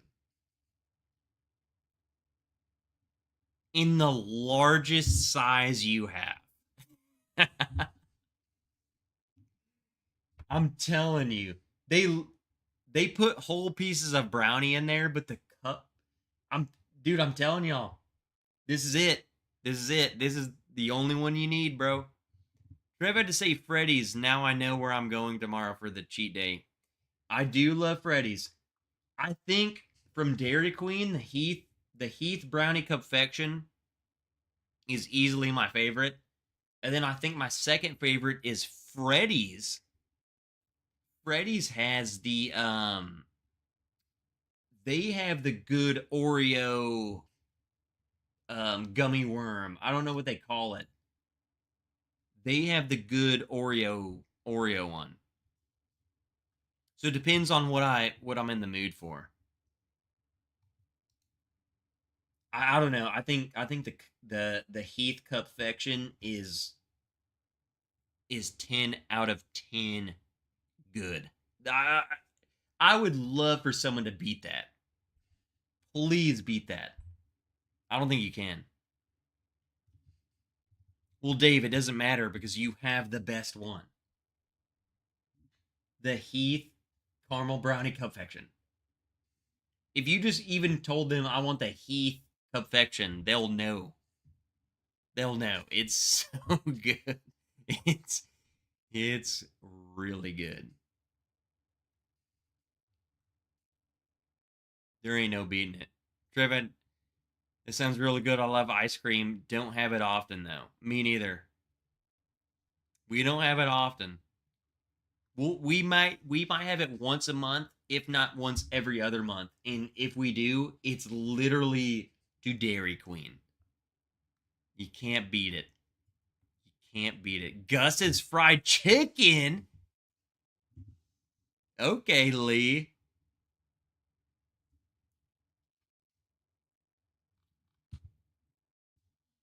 What's your brand of gummies? I think Albanese is the best, and it's made in the USA. Martin, dude, I'm not gonna pretend to be a gummy bear. I don't know. My, I buy whatever's at the gas station, dude. I'm not a gummy sommelier. We always just get freaking Trolly. Okay. So there's a brand of gummy bears that obviously two people have just mentioned. Albanese. And so there's three, Dave. We own like guys, we eat like chicken and rice in chili, like lean meat, and freaking whatever all week. So like gummy bears is a cheat meal for us. Even gummy bears is a cheat meal to us. We just buy freaking like trolley sour gummy worms and crap. You know? Like I don't know what you're talking about. Albanese.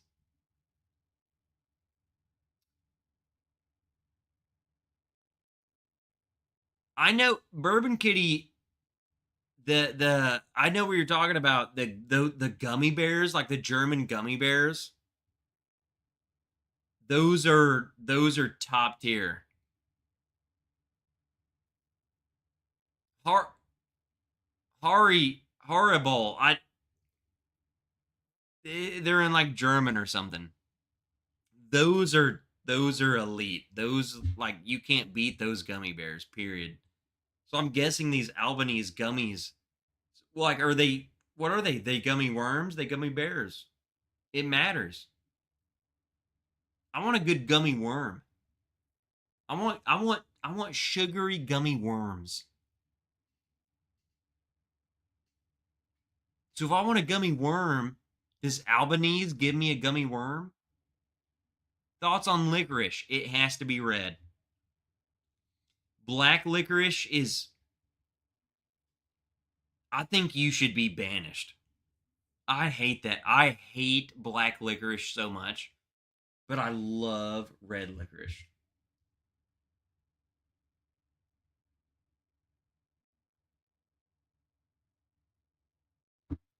Albanese is bears. They have worms too.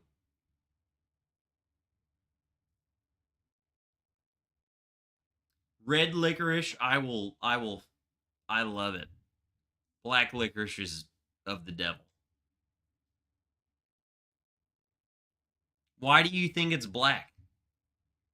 Nothing in nature is black. Like squid ink is black. Black licorice is black.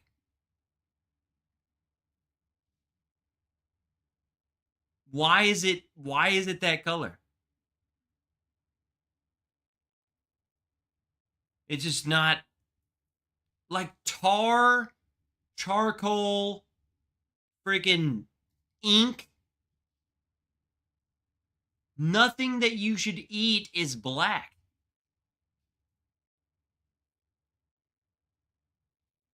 Soy sauce, maybe.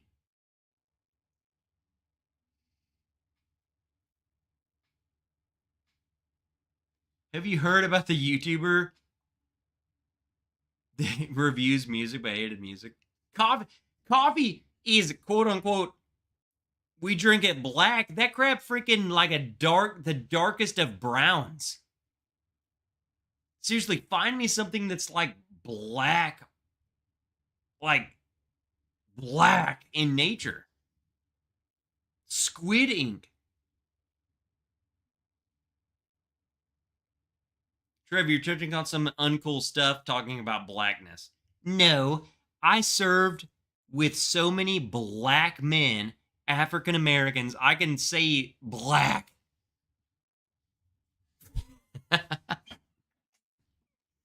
There's zero racism over on this channel. Period. And if you're racist, then you can suck my ass. Black holes. Black holes are probably about as cool as freaking black licorice.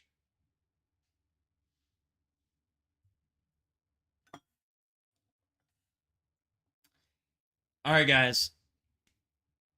Dark humor rules.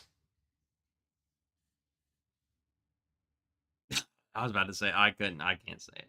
Can't say it. Can't say it. We still on the live channel. We're gonna wrap it up here. I'm gonna go. So tomorrow is our family's Christmas. So I'm gonna go get my grandma drunk. I'm gonna bring wine and make her drink it. So that's the plan for tomorrow. Oh shoot. Okay.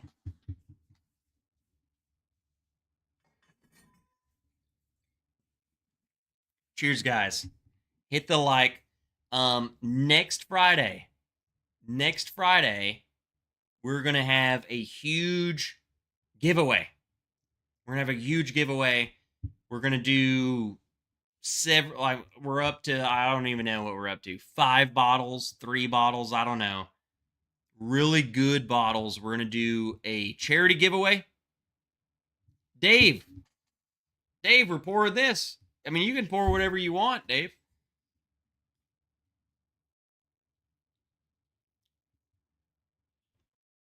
We're gonna do a huge giveaway.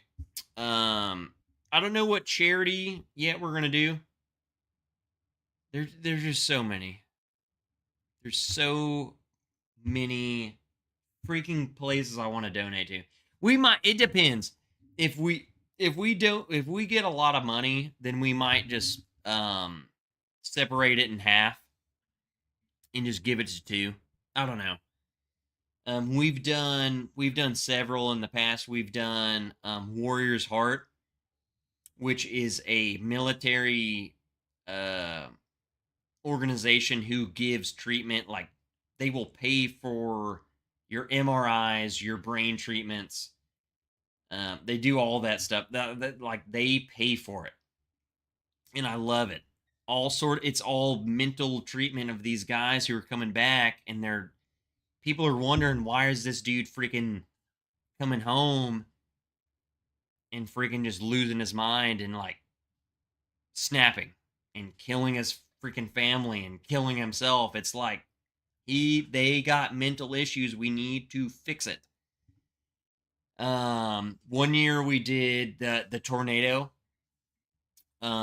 We supported the local, and maybe that was a little bit spoiled of me, but we did the local Red Cross. There was a massive tornado that came through and destroyed a freaking nursing home in Arkansas while we were streaming. And I decided that giveaway was going directly to the Arkansas Red Cross. And that was the only way to get money to them. So yeah, I'm gonna advertise it this next week. Just to get some traction, but we're gonna have a lot of people. And we're gonna have a lot of we're gonna get a lot of money. And again, I see Janelle, Dave, send me a text message. You pick the bottle. It doesn't have to be anything crazy. Send me a text message what you want to give to the giveaway. That way I can write it down. That way I can start making a list and I can start promoting it. Just to whoever wants to be in on it. But it don't have to be crazy. You can do a sample pack. You can do a bottle. It doesn't have to be crazy. I think people just like to have the chance to win a bottle. So, whatever you want it, just send me anyone. You can email me or text me for the giveaway. I'm adding some good stuff. So we're gonna raise a lot of good money for a lot of good people.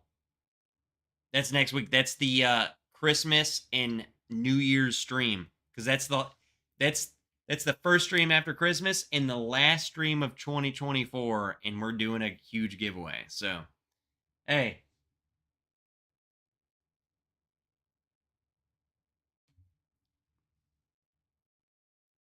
It's the 28th.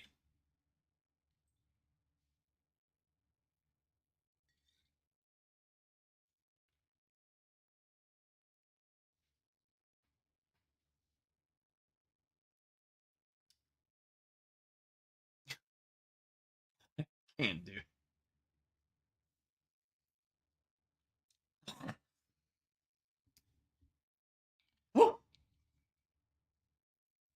I hate it. Oh, I hate it. It's a 27th, next Friday. Next Friday.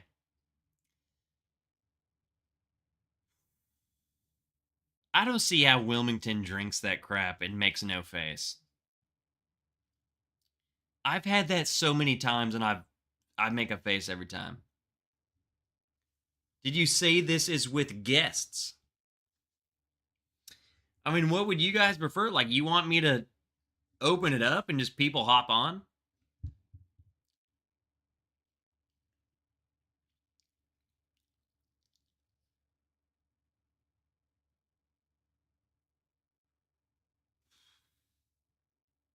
I hate that stuff. I just want to.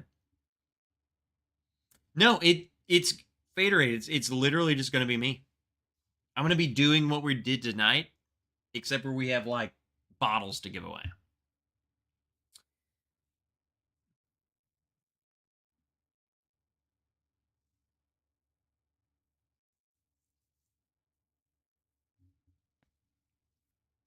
I'm done. I'm done.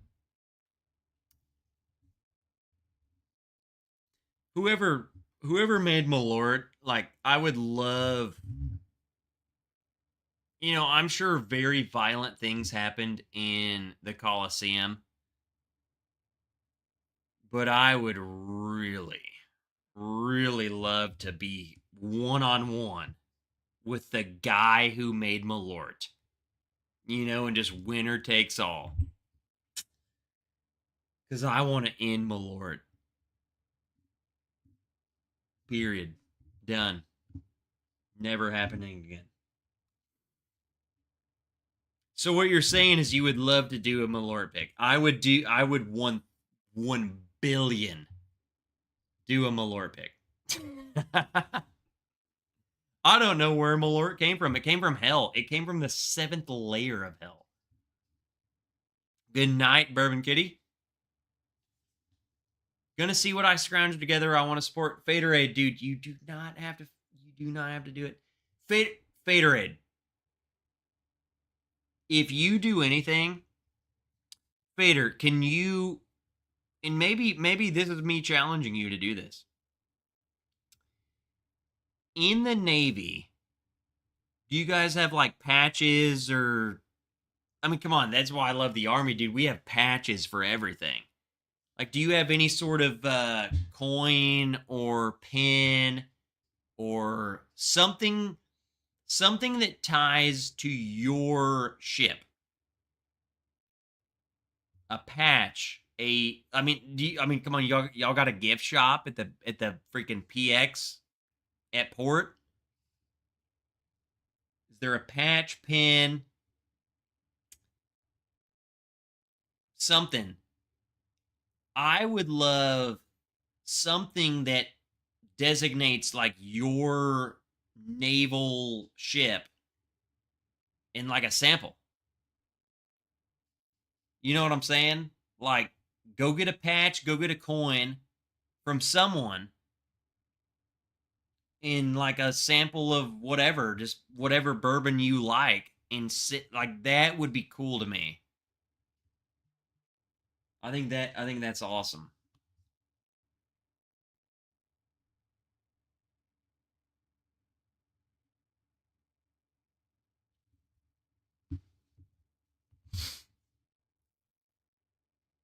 I think getting some sort of memorabilia for like from an active duty or veteran military member, I think that's awesome.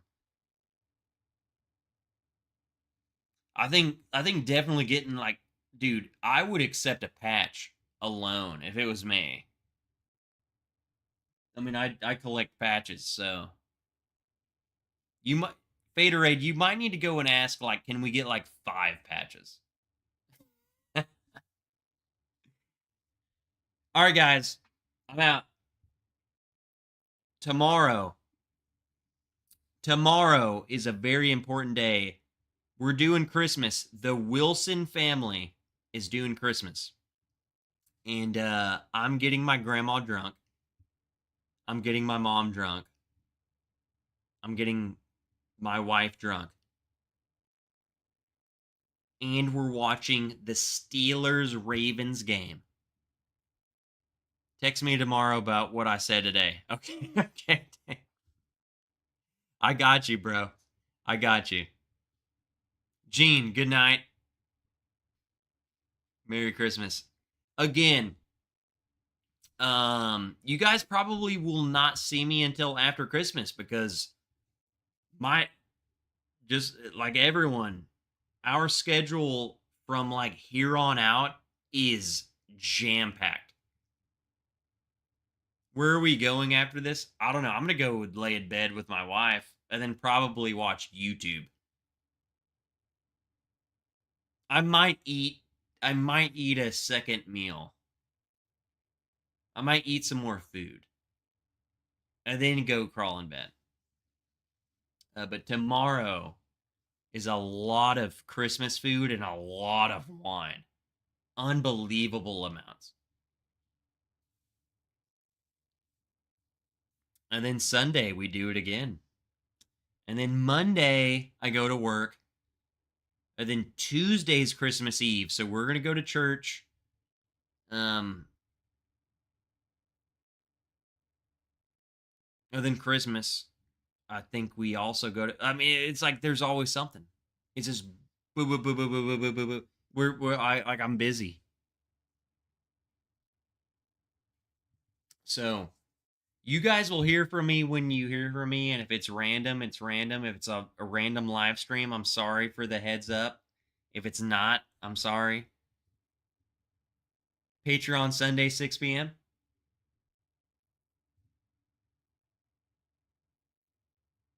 That could very well be a thing. Because I'm fairly certain we're doing my family's Christmas tomorrow.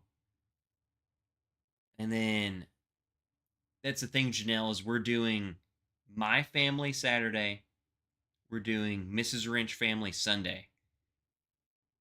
But I think I think it starts at like noon. There ain't no way we're going to sit there for 6 hours. I think it could be. Very least, I'm always very convinced on Christmas Eve. And I get it.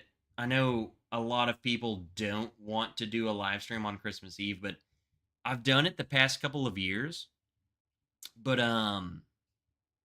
we usually end Christmas Eve, like the past couple of years it's been early. So I've done a live stream on Christmas Eve just so people aren't alone.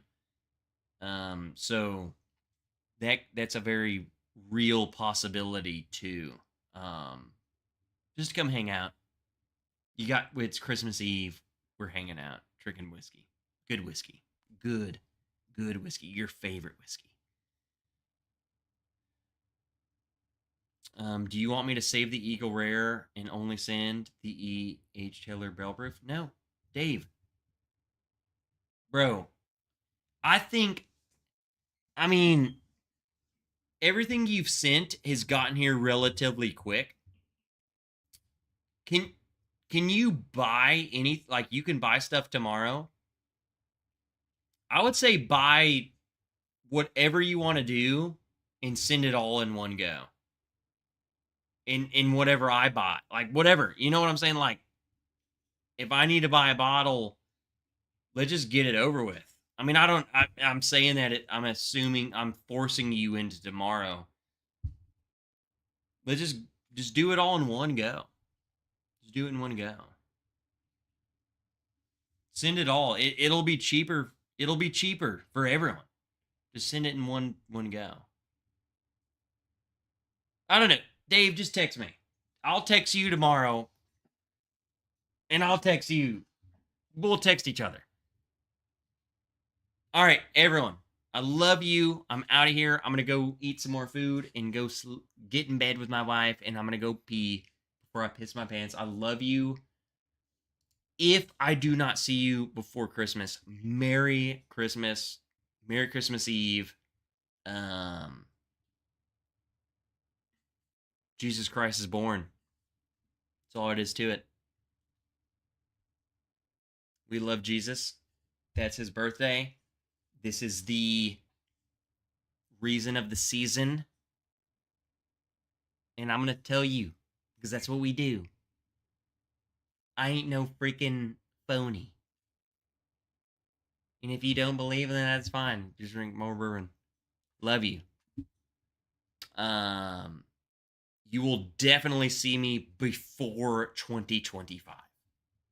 Love ya. I'm about to piss my pants.